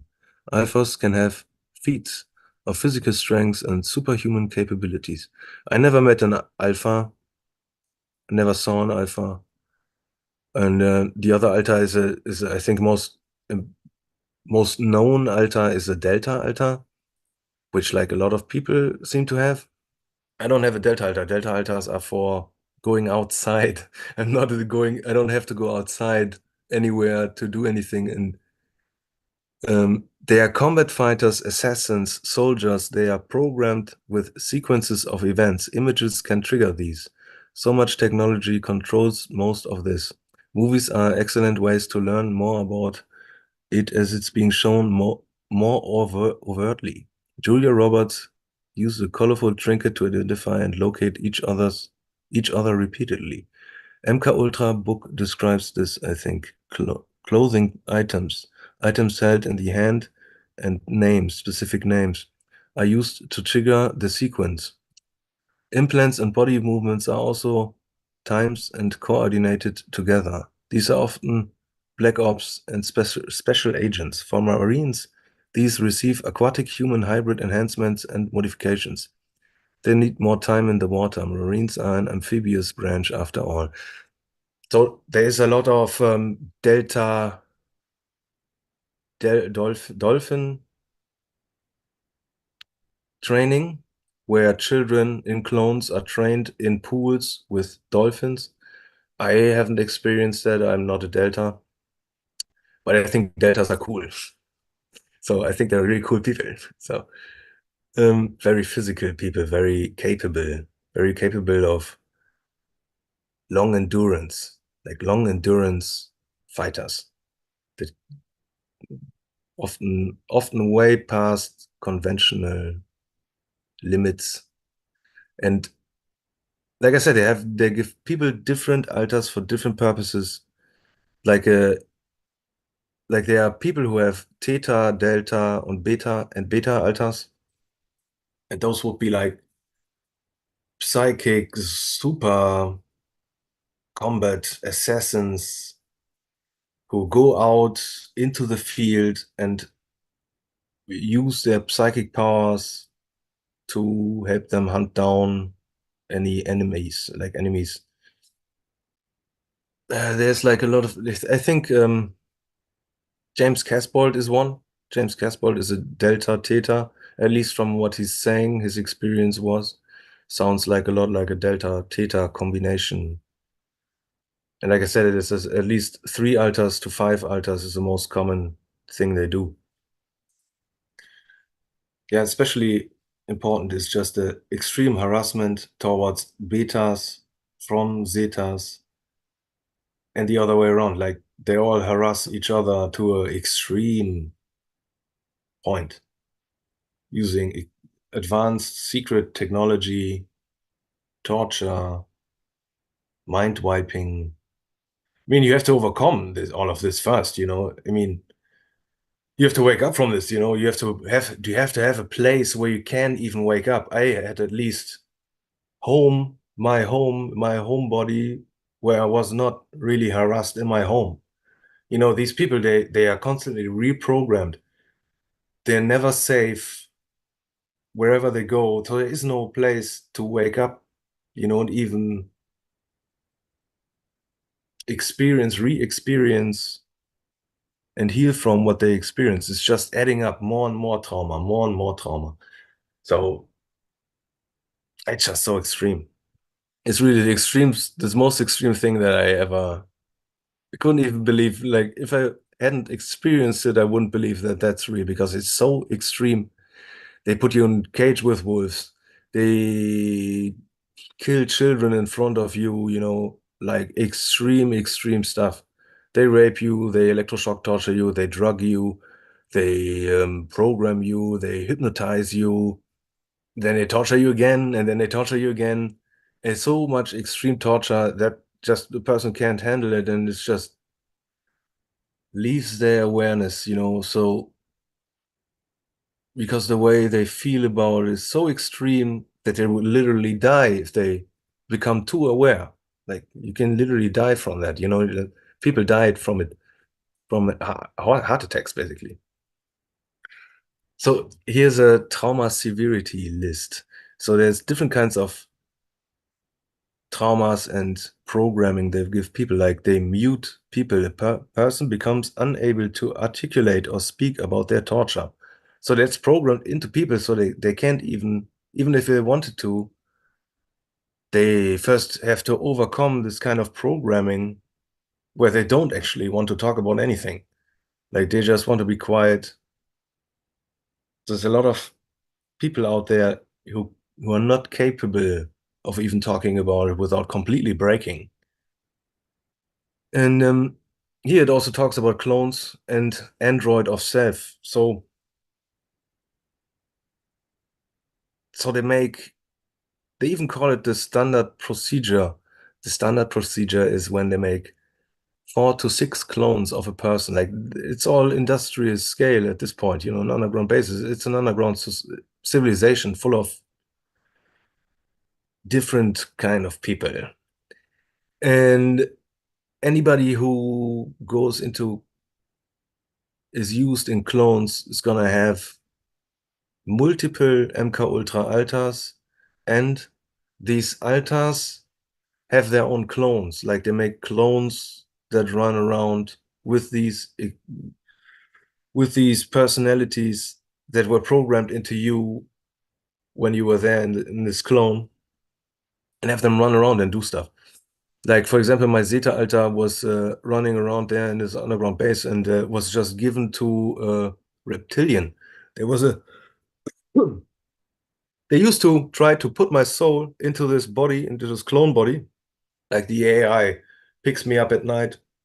My consciousness guides me to the underground base, tries to put me into this clone. And then the clone would walk away, and my soul would just stay here because my soul didn't stick to this DNA anymore, because they programmed him to be evil. Like, they only did evil stuff, they programmed him that it's good to be evil. So my soul didn't saw itself in this clone version of me at all. Like, it wouldn't stick. I would just, well, out of this here, like, it's just too evil. And the same thing, they try to do the same thing to somebody who is not compliant with them. So when I decided I don't want to be there anymore, and if I die, I don't care, I really don't care. Like, I just don't care. And they always try to kill me, giving me heart attacks, and they use technology on me to make me do evil stuff, to the point that I also, like, my soul didn't saw itself anymore in me.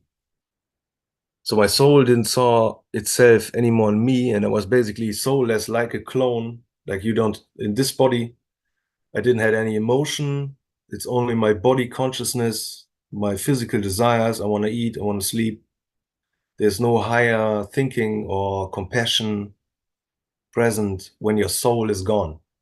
When that happens to a person, and they do that on purpose because they want everybody to lose their soul, That's how they see themselves, as that's my job. We love to do that. We want to basically kill everybody.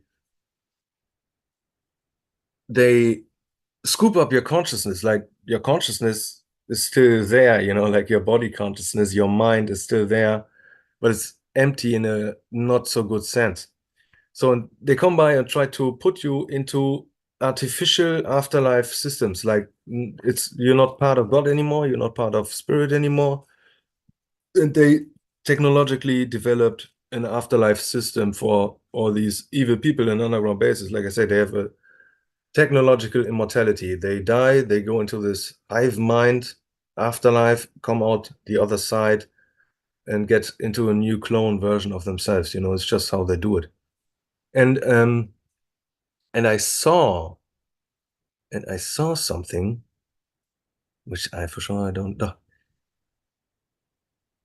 So I saw this is Ariana Grande, the singer. I'm pretty sure that all the celebrities are in the underground bases. I know one person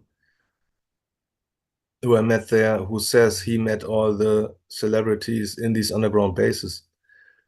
And here's just a quote: "We're making spiders and monsters of our celebrities, putting parasites into their bodies and robbing them of their energies, fracturing the mind. Do you see how a spider sees?" And that's really what it was like when I lost my soul and I was connected to this hive mind thing.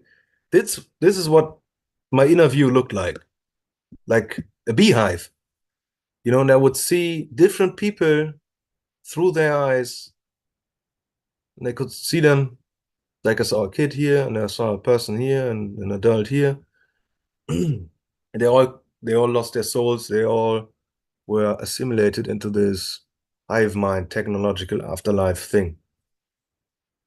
And it's pretty hideous what they do with the celebrities.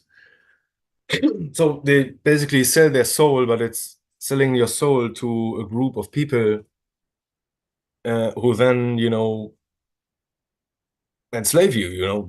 They're just gonna, you agreed. You could have possibly known that this is not something good.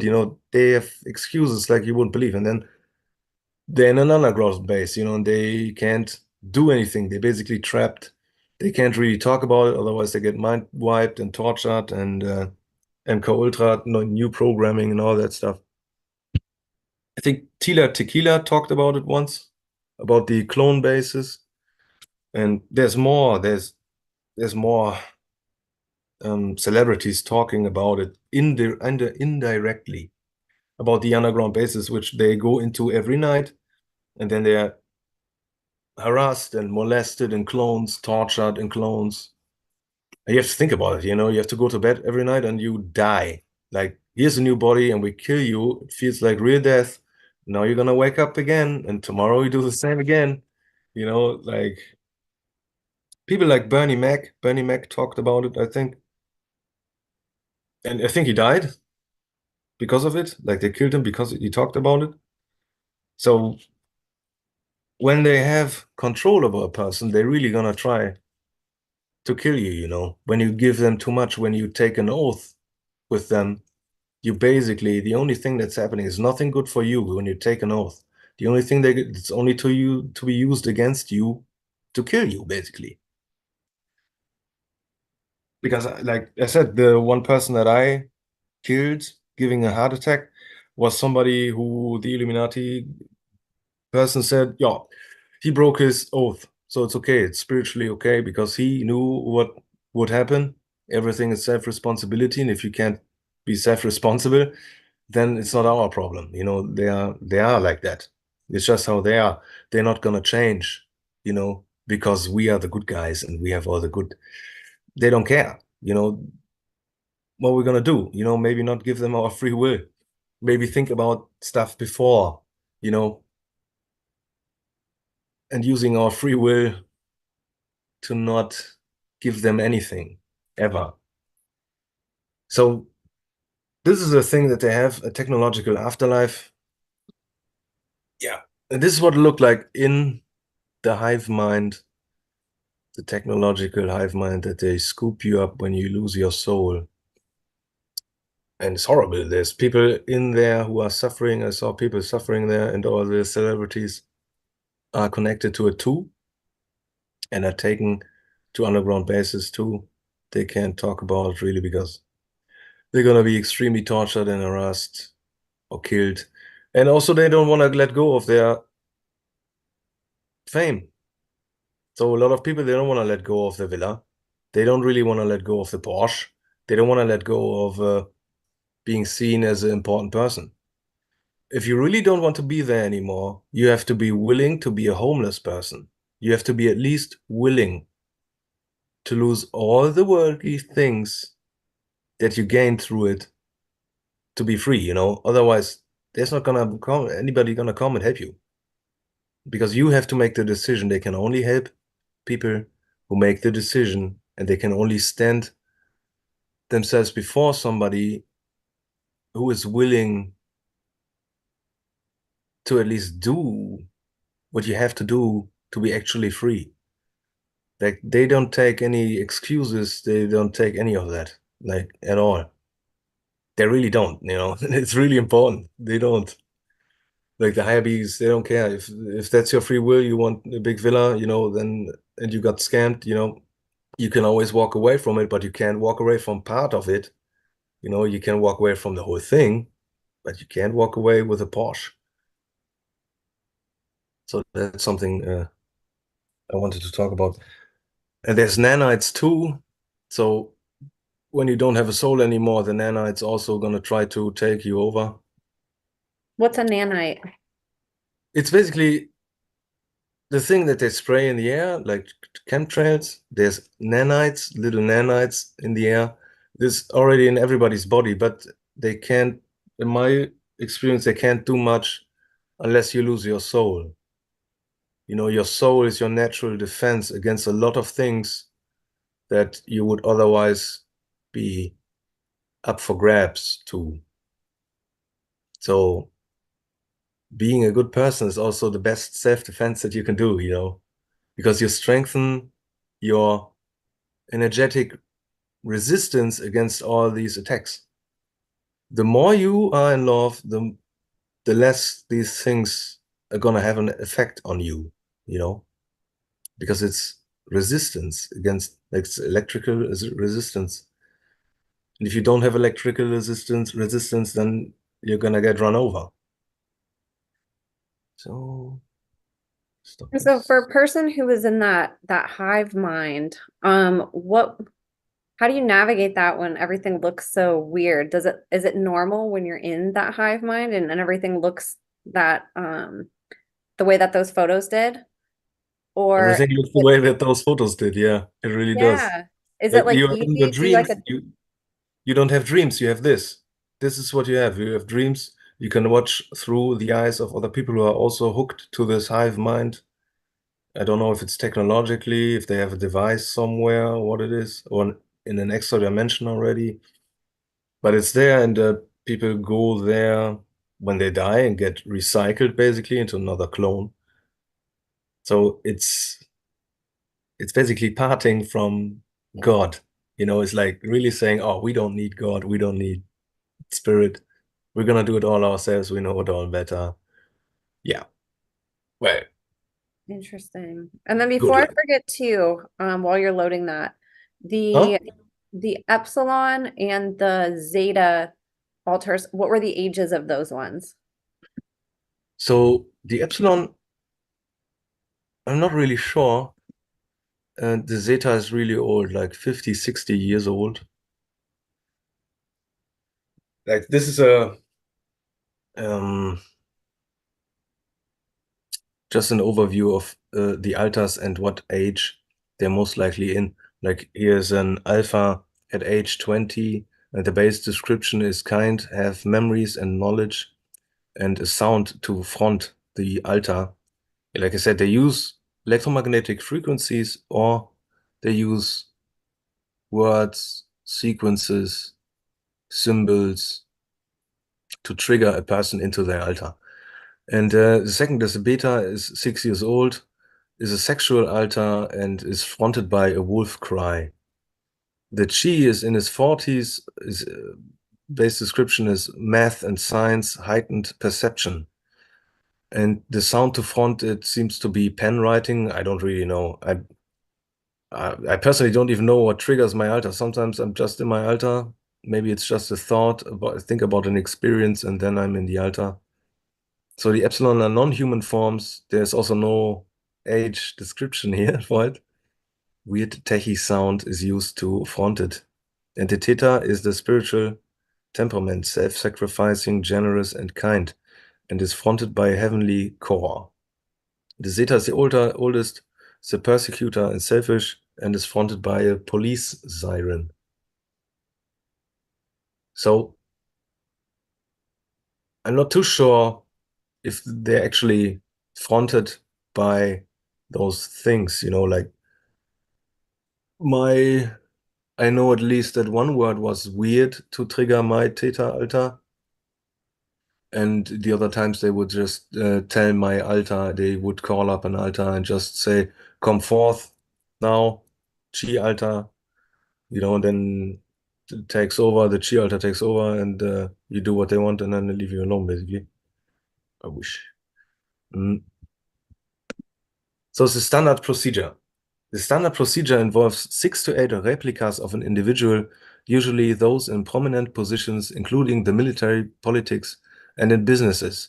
After a certain level of clones, a certain number, after a certain level of a certain number of clones are created of a person.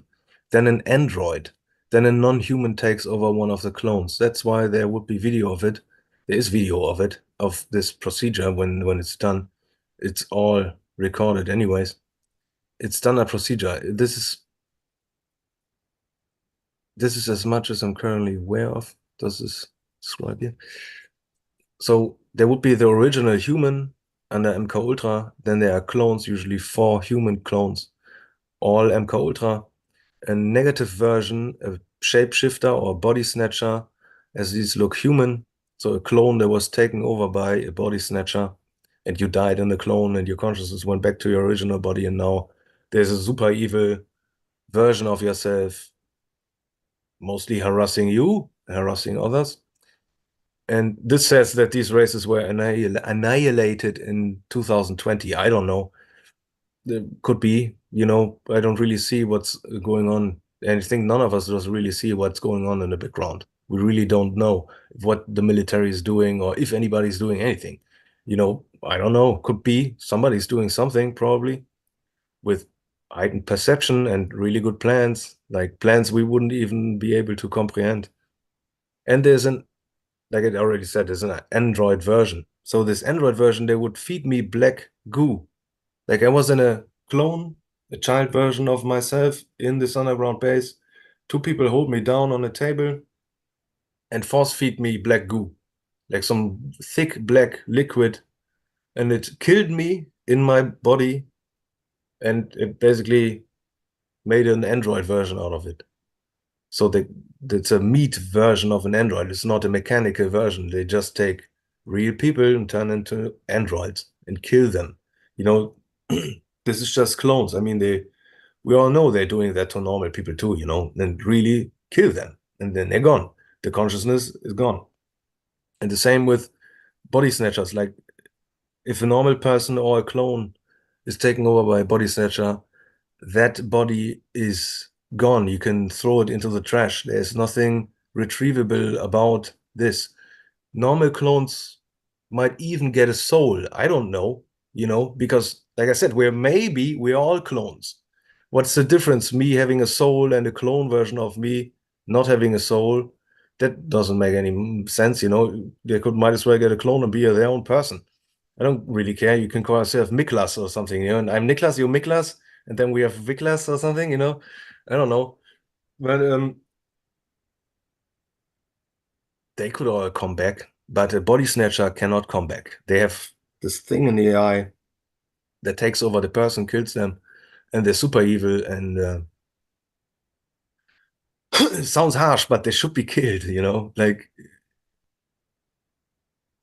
I don't know if there's still some running around in the world, and I don't really care. Like, I'm not scared of anybody. I'm not scared to die. I'm not scared of being harassed. I don't care. I lost all those fears when they programmed me, like because a lot of it was about losing your fears. Being a super soldier is just not being in fear at all about anything, and you just don't care. You just don't care. I'm not being controllable by that.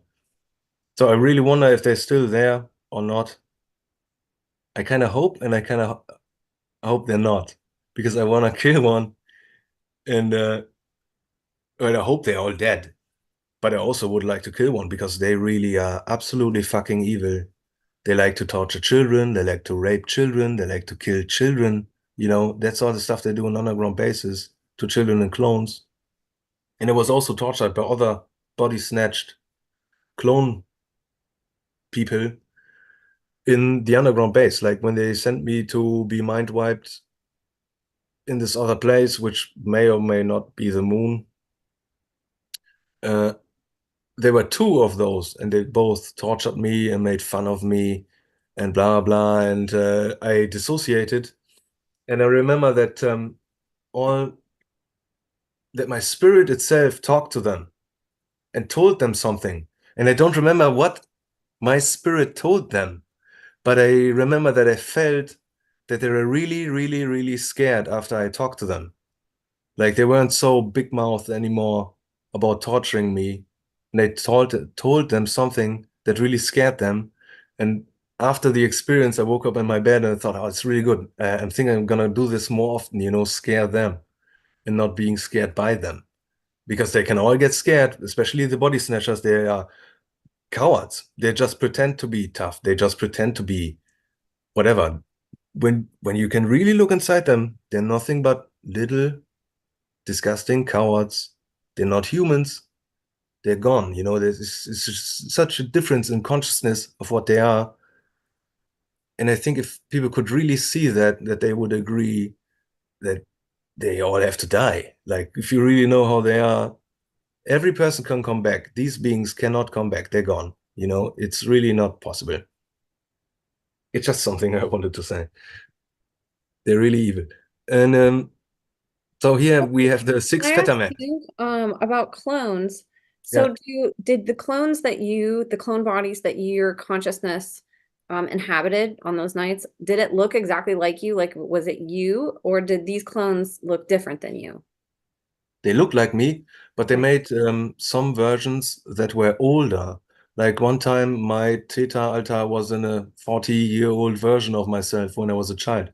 Oh, And I wow. thought, oh, this how I'm gonna look when I'm older, like a little bit. I look a little bit like him. But he was more healthy. He was better looking. Like the clones look like a good version of yourself, certainly.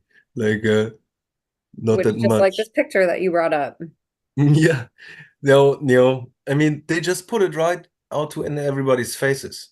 So they're not gonna explain it to you, but you could explain it to yourself because it's always experience versus narrative. Your experience is they are not the same person. The narrative is they are the same person. It's the same with chemtrails. The narrative is that's just condensation trails. But the experience of most people is that's not condensation trails. You know, the last guy I was interviewed by on this German channel, he even told me on the side that one time he got his rainwater checked, like in a laboratory, and it was exactly aluminum and barium in it and really high amounts. I mean, it's there. You can literally just prove it to yourself at this point. You just have to stop believing the narrative that is being told to you and investigate yourself. That's what anybody here has to do. You have to look at if you want to know what's going on with satanic ritual abuse and underground bases, you have to listen to a lot of people because a lot of people have a lot of puzzle pieces. There isn't just one person that can tell you everything about it. I don't know anything about it, not anything, not everything about it. There's a lot of people that know a lot more about it than I do. They some may or not talk about it.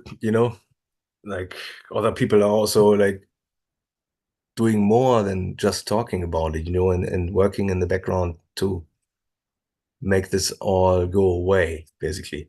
But I think you can see this fatter man here, in the lower left corner that completely looks different than this feta man here and this feta man there. Who's that? You know, what's this? They are all this a different person, and they just make them slightly. They look like even a little bit retarded. You know, they look like a little bit stupid because clones without a soul, you're really weird. And I don't know if they switch the soul between these clones or they have like I say, you know, they make these other clones that they have run around. And generally people in these positions, they can't talk about it. They can't they can't tell anybody that there's 5 clone versions of them running around, you know, and harassing him. Like this is the control system. They have a Zeta clone of him running around, committing crimes, raping people. Take a video of this clone raping a person, and who's gonna take the blame for that? You know, the original person. So this is how they are all kept in line and in check and harassed. So they're not gonna talk about it because their life's gonna go down the drain. They're just gonna put this one guy, the original person, up front to take all the punishment for the crimes that the clones committed.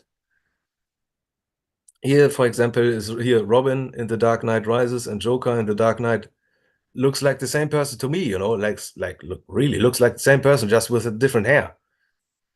So, and that's the stuff that they would do, you know, they do it right open, right under everybody's nose, so that everybody can actually see if they really wanted to see, but people don't want to see it, you know, because they don't believe that this is going on or don't research at all other people's experience. You know, people say anecdotal evidence isn't evidence. That's not true. Anecdotal evidence is evidence. You're just ignoring it. You know, that's gonna be your problem. It's not gonna be my problem because I already know that these are all clones and I'm not gonna be deceived a second time.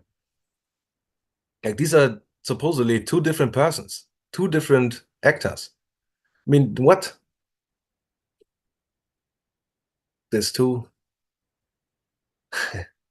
Matt Damon and Meth Damon, Meth Demon. So they kind of look very much the same, you know, like the clones of each other. Alex Jones and Bill Hicks too. I don't know if it is so, but at least other people who are in the underground bases say they saw him there, and they're all there. They're all in the underground bases. That's how they know. That's how David Icke probably knows, is because he's also in the underground bases since forever. They keep him there. And this, you know, is I think the best example of a clone is the left is Joe Biden, the old guy, and Joe Biden, the new clone guy. I mean, you can clearly see that that's not the same person at all. Like that's not a normal progression for an old person. They changed the size of their skull. The earlobes, like people could Yeah, say, you oh, know, he got surgery, and maybe he did. Maybe there's some Botox in there, and like maybe he yeah, got some little surgeries, but like his earlobes were different too. yeah. I mean, Oh, it's just a anyway. different guy. And yeah, right in front of you. It's just right in front of everybody's eyes. This is a clone, and every like all the all the presidents are clones. They're all clones. Because if somebody abducts them, a foreign power abducts the president of the United States, they can just remotely turn off the clone and the consciousness is rerouted, you know, nothing ever happened. That's why nothing ever happens. And if anything ever happens, if there's any assassination on a world leader, it's a psychological operation. It's not real. It's not true. It's not really what's going on. I think there was one assassination recently on a European president. I don't even know how it developed because I just don't pay attention.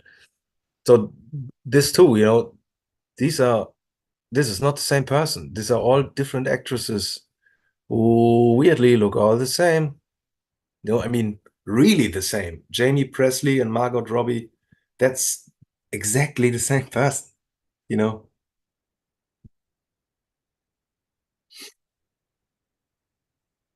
Just a few more pictures. This is Emma Corrin and what's her name? Um Jodie Foster. Jodie Foster, yeah. So they have younger clone versions of themselves running around and even doing the same thing that they were doing, which is being an actress. So this is used to make money. So clones are used to make money too, being sold to work, as sex slaves, as actors. And they would use clones all over the place, all the time for false flags. Oh, wait a minute. Yeah, I have a really good one here.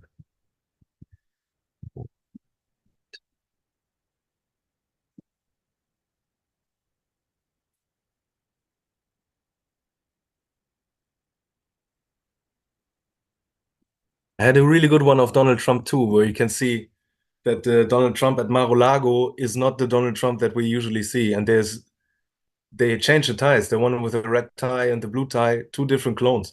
Like there's at least four versions of Donald running around. And the one at Mar-a-Lago, is it right? This golf club. I think that one looks most ridiculous. Like that guy doesn't look like Donald Trump at all. Like looks like a different person almost. It's a Donald clone, but it's not the real Donald. And they can just make huge amounts of clones of people. Like there isn't really getting rid of them in a violent way anymore. There's only getting rid all of this in a free will, in a expressing your free will way, where we all come together and tell these people we don't want to be ruled by you anymore. It's either you want to be ruled or you don't want to be ruled. If you don't want to be ruled, stop doing all that stuff that you're doing, that where you give your free will away. And if you want to be ruled, you can't complain over the way that you are being ruled, by complete psychopaths, because only psychopaths want to rule others in the first place. Normal people don't want to do that at all. So there was another question um, from the comments, and it was, where were you in World War One? So I was uh, on the Western Front in Flanders, and in Poland, where I died. And I even have like a little postcard from my regiment. It was 219, the 219th regiment. Okay. Can you see that? 219th. And I'm there's gonna like a do little, this real quick so people can see it better. a little honor table of the Reserve Infantry Regiment 219 for the years 1914 and 1915. There's even on it the day I died, were battle in Krysna to Bug in Poland on 19th of August 1915 is when I died. So I remember that. And there were some trench warfare around Verdun in 1914. And I think the real big Verdun thing was a little bit later. But yeah, I was in Verdun. I think I was there. I was in France. Definitely. And it was really bad. That was really horrible. People went crazy all the time. Nobody can imagine how crazy that is. When people go so crazy, they scream for their parents, they scream for their mother, they go insane, they just run into the artillery. So shell shock wasn't even the worst. Like people went legitimately completely insane from the sheer terror of knowing that you can't survive this. This is just meat grinder, and there's 60, 70% of the people of every attack would die. So your chances is less than 1 to 3. So every third person survives. So yeah, it was really crazy. And I got multiple personality disorder there too, right? Because I saw my mind splitting from the artillery and from the people suffering. So that was really, really bad. Yeah, I was in Poland and I died in Poland. So then it was over, you know. But I have this really nice little card of my regiment. That's And wild. Where did you find that? I found it on a website, and it's not even from it's from a person not that doesn't live that far from here, like 50 kilo 50 miles. Let's say 50 miles. Around 50 miles, 50 kilometers. It's less miles, no? It's not so far away. And it's from I think 1916. So it is from a guy from the 219th Regiment and the 11th Company. And I was in the 9th Company. 9th Company, I think 3rd Battalion, 9th Company, or 9th Company, 3rd Battalion. I don't know in which order that was. But I remember that all. Yeah, it's very crazy. And do I still have a chip in my nose? No. That was taken out in 2012. And they catch me on a weird like occasion because I was just about to paint a train with graffiti somewhere in nowhere, you know, with a train depot, and then they show up basically with a UFO and trying to mind wipe me and flip me into my frog altar and mind wipe my friend that was with me, you know. And after that, I had extreme nosebleed all night. Like I had never in my life had this extreme nosebleed because I really just simply took it out. It didn't hurt, but think I almost died of like blood loss. You know, I lost at least a liter of blood. So that's a lot, no? So I could, yeah, that was really a lot. Mm, Great questions, you guys. Thank you guys for whoever submitted all these. Thank you. so the other thing I want to talk about is that natural law is the only real law. That's the only law that matters. Only free will matters. Uh, informed consent, but also non-informed consent is also okay. If you decide not to be aware that the person you're making a deal with is evil and you expect to good to come out of evil person, they think you're an idiot. You know, they just simply think you're an idiot. It's they don't really have a heart for being stupid. You know, when we're stupid, nobody in other realms likes that. When we choose to be, you know, ignorant, they really don't like it. Mm. So there is no law by the state. It's just legal because you agree to it. And the real law is just love is the law, free will is the law.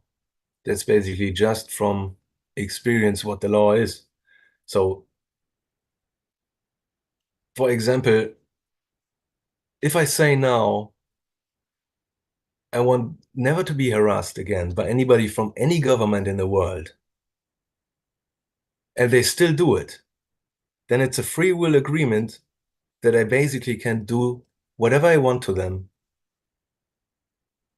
That's the agreement. If they still believe they have any divine right to control me or enslave me or harass me. They don't. They only have delusions. And I'm not going to pay for those delusions, you know. You yourself, you always pay for your own fucking behavior, you know. It doesn't matter if they give you a silly looking uniform and tell you lies. They don't care. They don't care. The universe doesn't care. It's self-responsibility, you know. Universe doesn't care if I die in war because I believed some propaganda and some lies, you know. It's my own thing. It's my own learning experience. I'm never gonna be in war again. Like World War III is gonna happen without me, that's for sure, you know, if it happens. So that's an important thing. All the self-responsibility. And they have to let us wake up. If we tell them our free will, they will have to accept it. No more no more control system allowed, at least people, they have to allow people to wake up because other beings force them to, not because they want to. They're completely insane. They're 80% of the time they're fucking possessed, and want to murder people. Like they're extremely homicidal. So they really enjoy murdering people. So these people in the underground bases. And they tend to say that they do it in non-duality, but they keep it always so that they can decide later why they did what they did. They could have an argument for they did it for the good of humanity, and they did it because they're insane and want to enslave everybody. Both is like an equal state of undecided, we don't know yet. Like we're gonna know later when this guy turns out to be somebody who was actually of God, who gets his soul back, then he probably did it for humanity. If he decides to not do that, he probably did it for himself and for his own gain of control. And it's the thing that these Illuminati people, they're really scared.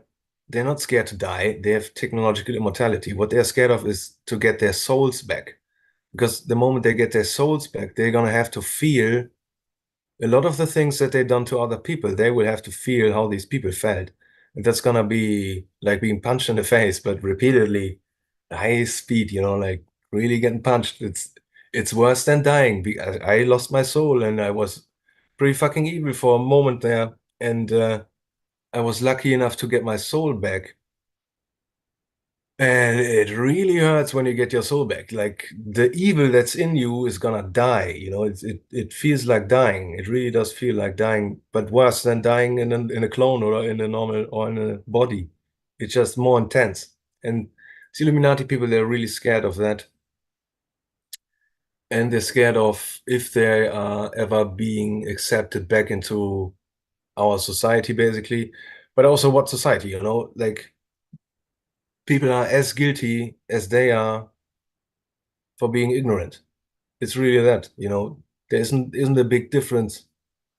And I think anybody who wants forgiveness, I don't decide that who gets forgiveness. God decides that, like I don't really decide. I have to accept it. If God forgives somebody, I will have to accept it.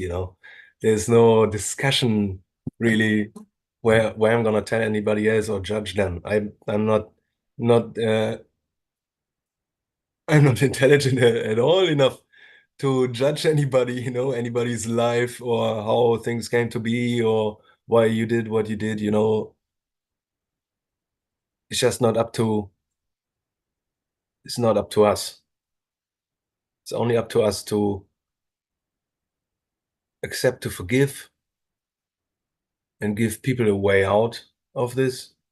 Because otherwise they will never stop, they will never stop being evil. They already believe they're evil. And if we don't convince them that no, you can change your mind and you can stop being evil and we forgive you, and then you can have a new life with a real soul, and you can even feel happy at some point. That sounds like crazy talk to these people, if you tell them that, that's crazy. What? You can feel happiness? That's crazy. That's insane. They're really far gone when you're in these systems. It's really close to basically demonic possession because you're forced to do evil stuff all the time, and then you become a lower version of yourself to the point that you're literally gonna have memories from your being coming from hell. Like, oh yeah, that's where you come from. Here you see your consciousness is in hell. That's where you come from. You came up to this place and you're gonna go back to that place. That's what they're always gonna try to sell a person, that you've always been from hell. You're always gonna belong to hell. You know, yeah, I'm always have been a fucking insectoid and I've always been a reptilian and I always been this and I always been that.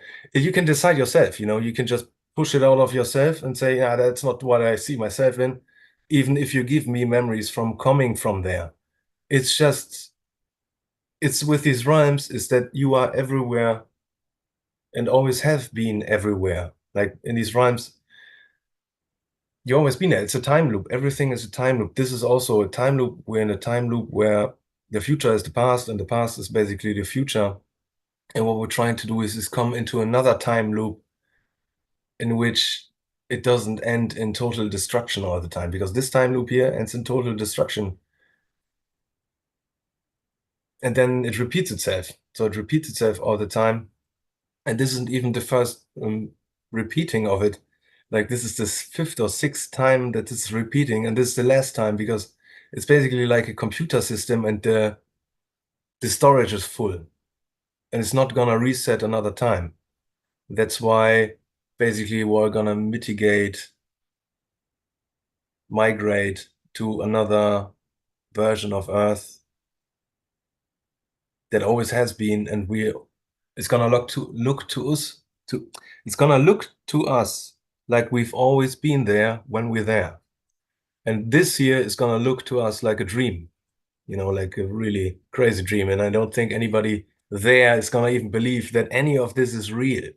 Like so much stuff here that is so insane that they see as so insane, you know, taxing everything and everybody for everything. Everything is insane. This is all insane. People are supposed to be free, completely free.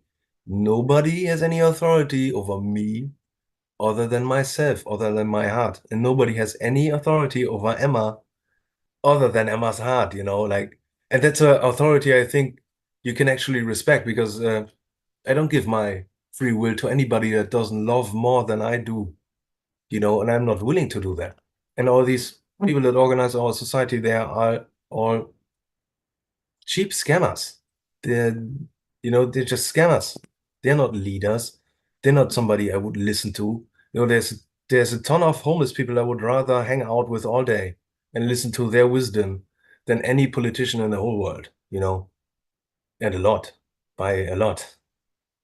Yeah.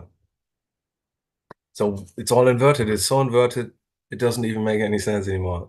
So from another rhyme looking at this, they can't even believe that this is real. Like this is the worst that could ever happen. Everything is inverted, nothing makes sense. Children are being raped, children are being killed, sacrificed. This is absolute fucking hell. This is like the place before hell, basically, to them. I wanted to just comment. I appreciate you talking about ways that we need to change this that aren't just let's go kill everybody. Because I always say we're not going to ever kill ourselves out of this problem Mm. because it's generational. You kill off the people right now that are doing it, and there's already people in place to fill their spot, right? We have to kill the Yeah. whole system, which means, like you said, we have to give them a safe space to be able to do what you did, to be in that, and then to come out. If they feel like we're just going Mm. to kill them, why would you come out if that's like our Yeah, response? why would you come? Why would you stop the thing that you have everything under control. Everybody's your slave. Why would you give that up, for being what? Exactly. Being You have treated like shit, power, you have money, you're being given, special positions and authority in society, money, fame.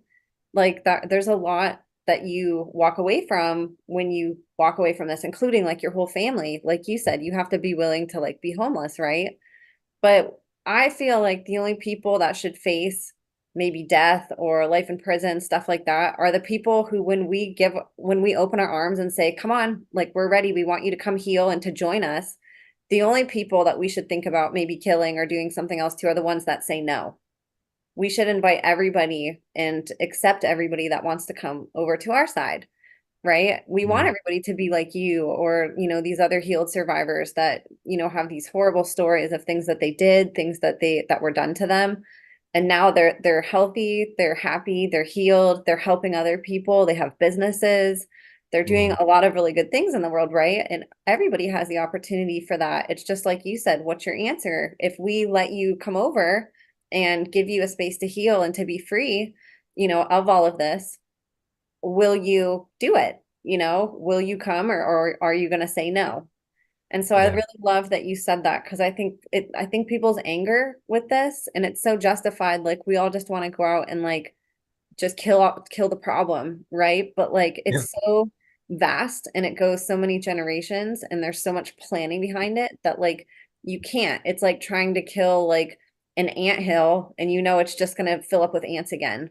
Yeah, and You it's kind of funny because everybody who's in this, when you're a little child and you come to understand what's going on a little bit, you really don't have a lot of love for the general population because you see that they are compliant with the people that torture you, you know, and they're super fucking pissed because we had responsibility. We don't take that responsibility as adults. I mean, I haven't really met any adults here. That's crazy. It's nobody that takes responsibility for themselves and others at all. It's just everybody's compliant. Everybody just wants to point fingers to everybody else. Nobody wants to take responsibility, and make space so this can change. But right now, with the mindset of people have, that's not gonna change, because they're not gonna give up anything. Because we have nothing to offer if we don't offer true love and forgiveness like God offered it to us, to every one of us, everybody who thinks they are with God, there was a gift from God, God gave that gift, not I don't give that gift. I can only accept when somebody is given it, and I would, like anybody that hurt me, if they really want to come to God, they can, and it has nothing to do with me, and I will forgive them because God is more important to me. The judgment of God, of love itself, is more important. It really is. And I think these people, they see when we love, when we're genuine and when we're not genuine. They see that very well, you know. So if we're not genuine, they're really good at manipulating people. They know when we try to manipulate them. They're not idiots, like from the experience. So yeah, there has to be a big change in society, in all societies, basically. But how is that gonna happen, I How is know. that gonna look like? I don't know. I know it's gonna happen, but I don't know how it's gonna look like. I think And survivors, I think people like you and the others speaking out are going to lead that, as more and more people wake up to this. And they're either going to wake up to it and look on their own, or it's the dam's going to break eventually and it's just going to slap them in the face, and that's going to be a lot harder for them. But when that happens, people are going to need a solution, or people aren't going to make it through. It's too dark for people to like hang on without hope. And I really think it's going to be survivors that are going to be the ones that help provide that to the world and bring us back to what you're saying, the space of love and, healing and togetherness, unity, um, freedom, free mm, will. And like we do, like society desperately, even people who didn't go through what you did, that are just complying with the law and like voting and partaking in it, are going to need help getting rid of that programming, because it's devastating to even like realize all that is fake and then to have to walk away. Like even the most like privileged person is going to need help getting out of yes, it and like yeah, coping with a whole life of lies, yeah, and I whole think life of it's lies going to be and being survivors that compliant. are going to help with that. I think a lot of people are gonna have a shock that they are actually the bad person here because everybody is guilty of being compliant with this. There is Yeah, no not being guilty. So not forgiving somebody else is like not forgiving yourself then, So, so yeah. exactly. So giving them the space to heal is very important, And people are gonna get if it's if it's not done right, people would get multiple personality disorder from the shock because they will realize that the whole thing that they thought was them, the complete ego belief of this materialistic world is completely nonsense, has nothing to do with nothing, is completely based in lies, and is only based in lies to manipulate you and control you. And that's the only thing that this is about. And they're very, very good at it. They know human psychology very, very well, more than psychologists, because they have AIs. They have AIs, time traveling AIs that can read anybody's and everybody's thoughts at all times and even send you thoughts that pretend to be you so that you make the lower vibrational decision. You know what I mean? So when you when you're angry at somebody, the way you react. So there's a higher consciousness way of reacting, and there's a lower consciousness way of reacting. And they want you to take the lower vibrating choice of being angry, harassing somebody, I'm always right, all this stuff. That's what they literally project at people at a very, very large scale, at everybody. Everybody has this false self that is fed through the system to control people's minds. And you don't have to do much to control people's minds because they're so easily controlled. It really doesn't take a lot of lies or energy because they're just gonna make people believe that they're gonna get something out of it. That it's the exact opposite of what's reality. It's always, no, no, no, you're gonna pay for this. You're not gonna get something out of this. You're gonna lose all your money, your family, everything. There's nothing to get out of this. And with all these systems, the government specifically, all these systems are exactly that. It's just a scam and it was never meant to be good. And if there are good people out there and they want us to let go of it, they're gonna make it absolutely ridiculous. They're gonna make it look like shit, like it's completely corrupt. And it's basically a show. The real thing basically already happened. So the real change of power in the background, that already happened. But it's not, people have to want to be free. People really have to want to be free. People currently don't want to be free. They want to have it comfy and they want to have somebody to point fingers at with something goes wrong. These groups that do that, they don't give a fuck if you point fingers at them, they're gonna laugh about it, call you an idiot and an animal person, and yeah, you're still gonna be our slaves. You're just gonna vote the other party that we set up, and then you vote the other party. It's also ours, it's all organized by us. You always vote for the same people. You're always gonna get the same.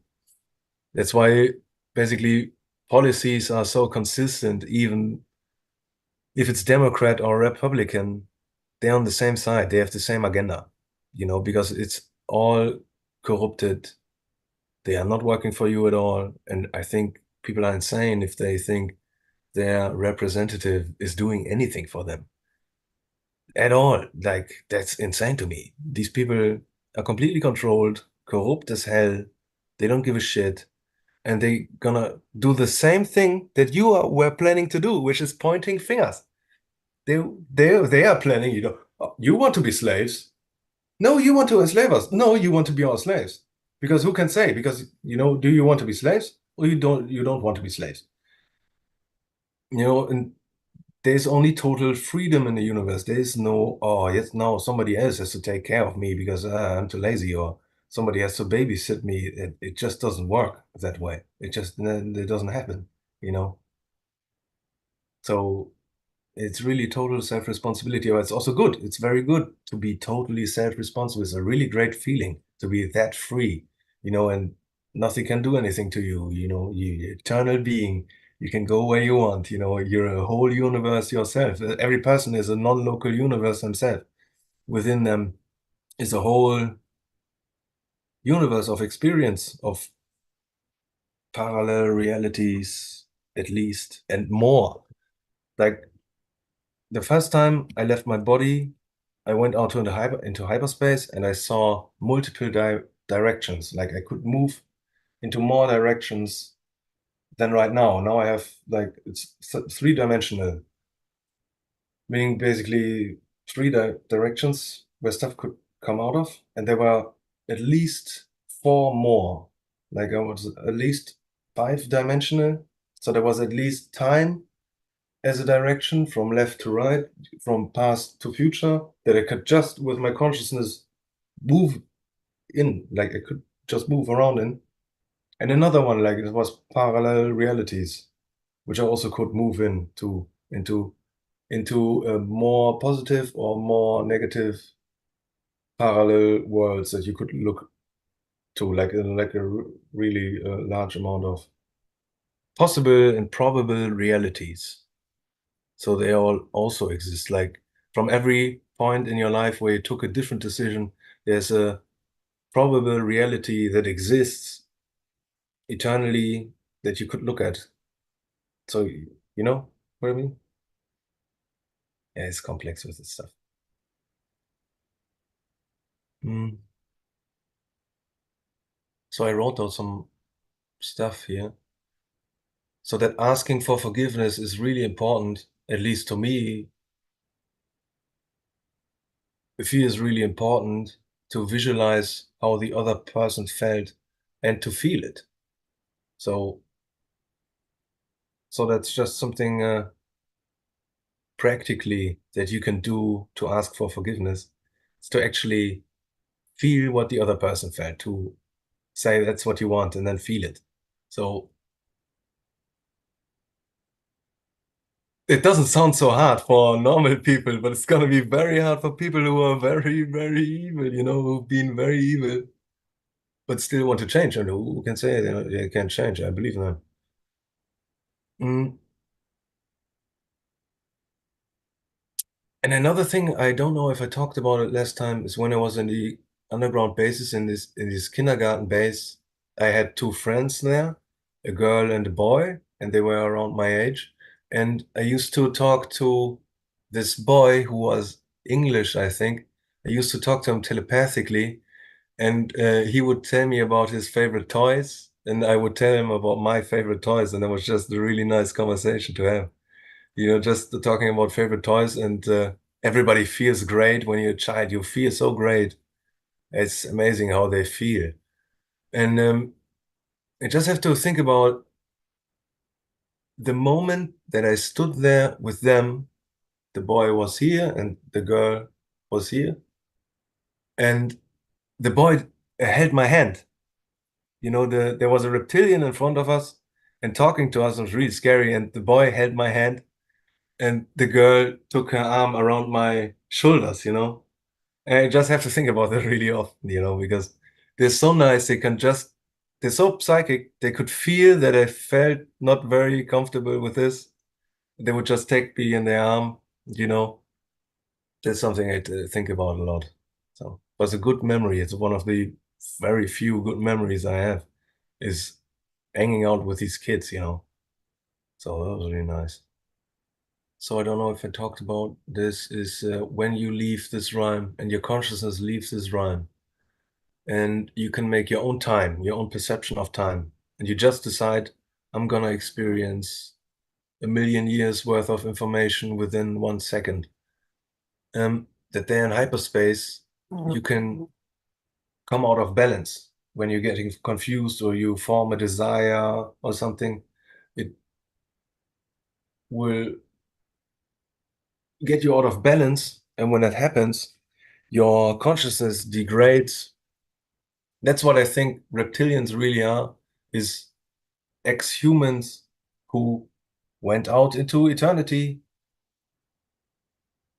spent eternity there for a millisecond, and immediately degraded their DNA to a point that they become monsters. So basically psychic monster people. Because in my understanding, this everything is from here.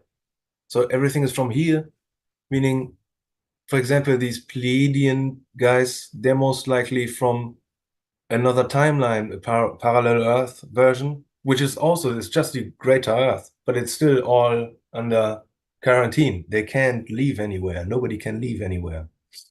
So these reptilian beings, they must have been created within this holographic loop. It's not from outside, so it must be some form of degraded consciousness that then started being parasitic and more hideous, lying, controlling, eating people for energy. So they have more psychic energy. So they're parasites. Their plan is to eat everybody until infinity, or the real plan is to enslave everybody here without us knowing of these beings that they are around, these insectoid beings or reptilian beings. Because they want to hide. It's like the mindset of a parasite is they want to hide. They don't want us to know because Once we really know, knowing a lot is enough alone. If all of humanity knows about these beings, that alone will change everything to us being way better prepared against them individually, because awareness changes everything. Just awareness alone. The same with traumas. When you become aware of your trauma, the most important thing is to just become aware. You don't have to do much about it. Maybe breathe a little and grieve. But awareness, when you understand where your behavior comes from, where this belief comes from, that it was given to you by somebody under electroshock torture or something, then you can move on. People otherwise they just can't move on, like I was always really angry about being kept in a wolf cage. So I was mostly a really angry person. And now I have become aware of it, how it all connects, the trauma and the anger. And now I can just move on and don't have to think about it all the time. It's really nice. So you have more space in your mind to care about actually things that actually interest you. Because I don't like to think about this all the time. Yeah, but the general thing is that when you leave this realm, your consciousness and DNA is gonna advance because you're in a balanced state, and you're gonna come back and you're able to do psychic stuff, interact with the world differently, heal yourself because you don't now can do it with your consciousness, or you degrade and you become insane, and then you end up in this underground base system where they all sit now, the people that degraded there in the underground bases having their life, no, time of their lives. I wouldn't so kind of say that, but you know, they're so parasitic. They need this life force energy of children. They need low vibrational energy, and it all goes. I mean, they really degrade into something where they are just used by a higher evil being that uses them to suck the energy out of people. So a person then is used to torture a child, and the energy goes through them into a different realm to interdimensional parasite plasma being, which is like a super advanced AI trying to enslave everybody here in this realm. And I see me success. Yeah, this is stuff that's going on with the energy, the loosh, where's it going? That's where it's going. You know, People don't really want to know about it because it's very scary. What are you gonna do with this? Well, you don't have to interact with it. That's the first point. The winning move is not to play. It's just you don't have to play. You don't have to. Okay, you don't have to. You can just turn to heaven again and live a heavenly life. Love, because you don't have to give a shit about this. Because you don't have to give in to false desires that they project at you, false fears, false anger, false emotions. You can just turn away from it, and but it's not so easy to turn away from it, because you're not doing it consciously. If you have the desire, it's gonna magnetically draw you to it if you consciously want it or not. So it's really important to do inner work and letting go of desires and becoming aware where they're coming from, and anger, where is it coming from? And just knowing where it's coming from is gonna do a whole lot to change the way you respond to things, the way you react to things. So yeah, thought it was important.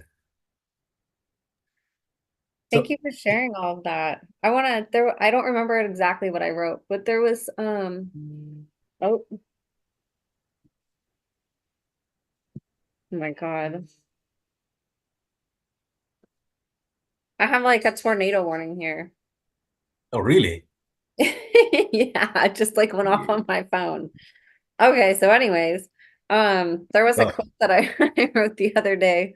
on Twitter that said something along the lines of what you were saying about anger, about anger is like a part of you that like loves you, is a part of you that like knew that a boundary was broke and like a part of you that like reacted to protect you.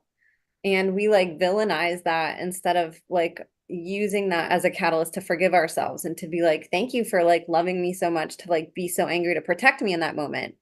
Yeah, Like you can look at it one way, like, oh, I don't like how I reacted out of anger, or you can say, I I'm anger's not the way to go and like I want to heal that within myself, but in the time that I was angry, it was because I felt like I was protecting myself. I got angry yeah, and did something because I felt like I needed protected. Like anger is a way that we're showing self-love even if it comes out as like a negative emotion. It's negative because it's like our body's reacting to a violation of some kind, whether it's spiritual, sexual, physical, like those anger and rage, it comes from a place of like your boundaries and the protection of your psychology, of your emotions, of your physical body, of your spiritual body. Something's being violated and like it's a reaction to that, so like it's actually a very beautiful emotion. It's yeah, just learning how to harness it and like, not utilizing it accidentally on people who are loving towards us, yeah, because it's easy to like develop a habit of anger and to think that like you're in danger when you're not, yeah. so it's really interesting to kind of like look at it in a different lens, and I appreciate you like shining a light on that.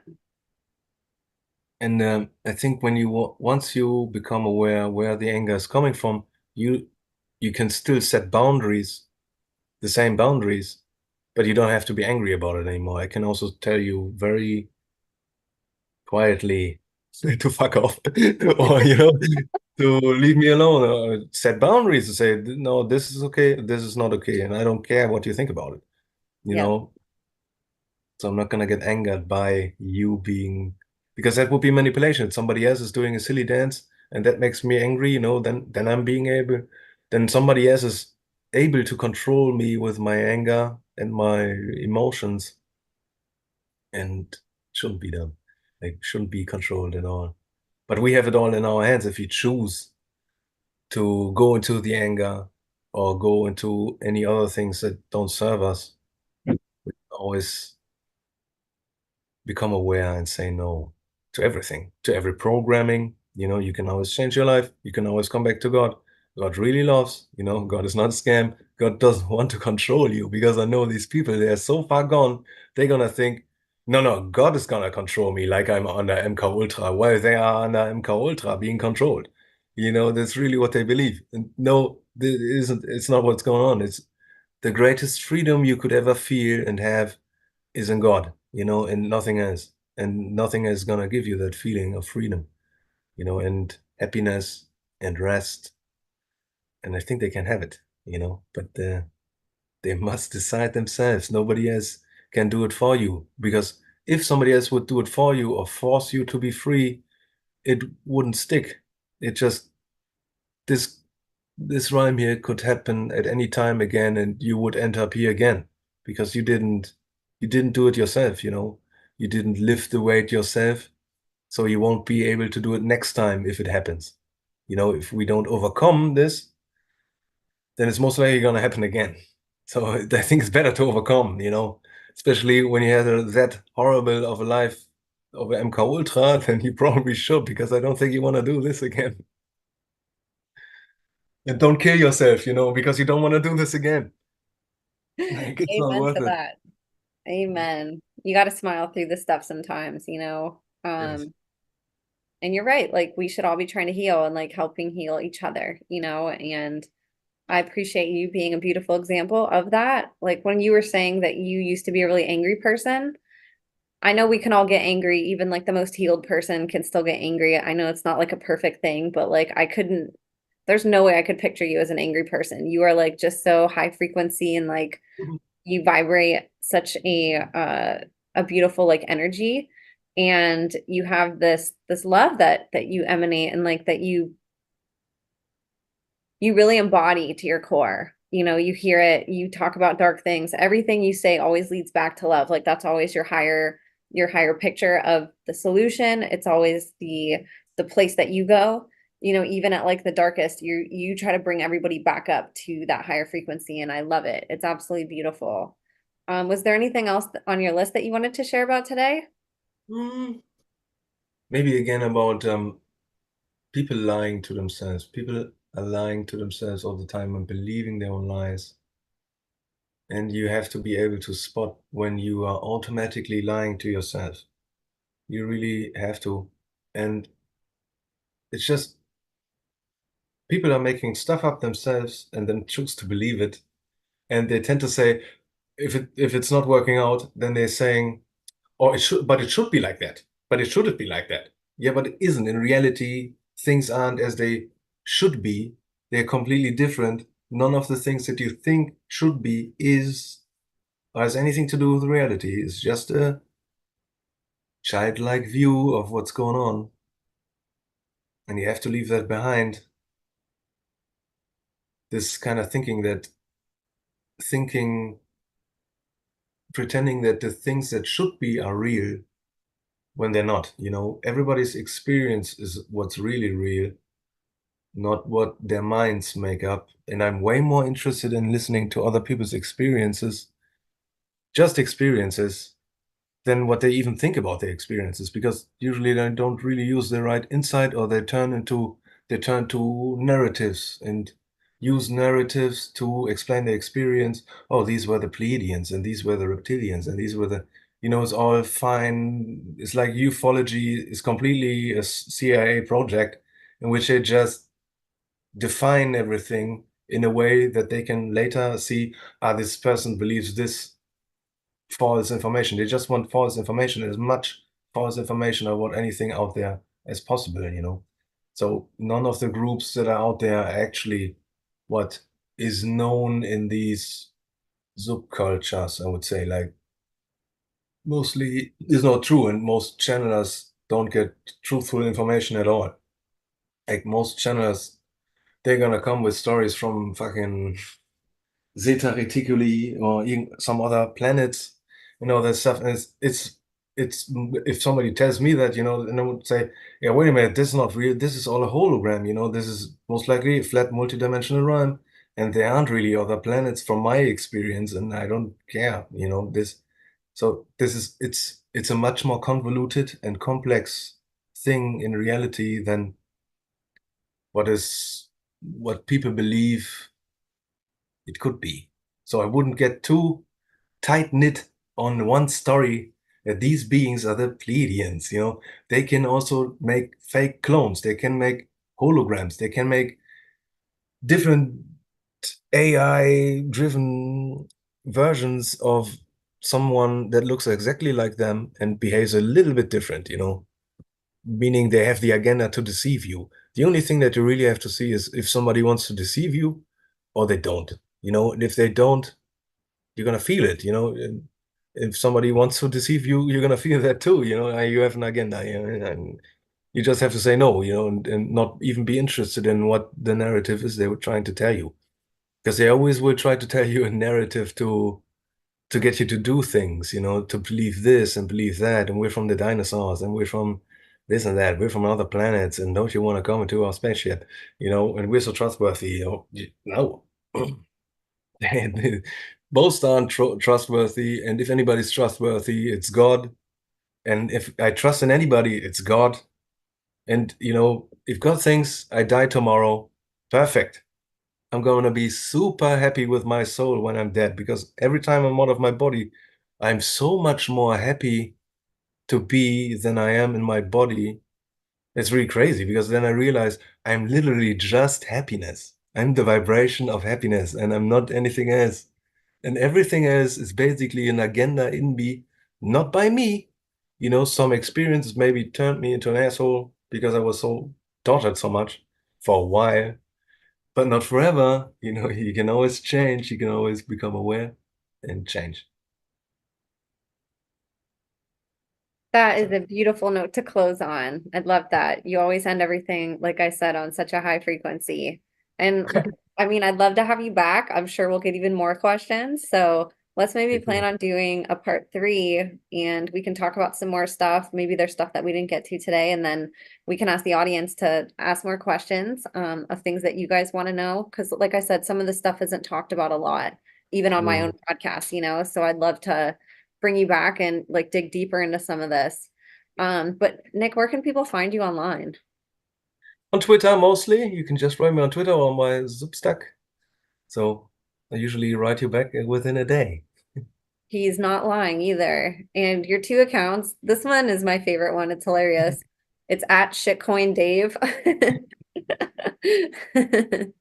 And then he has this one was his anonymous account. And then somewhat recently, before our last interview, you made a public account that's actually you.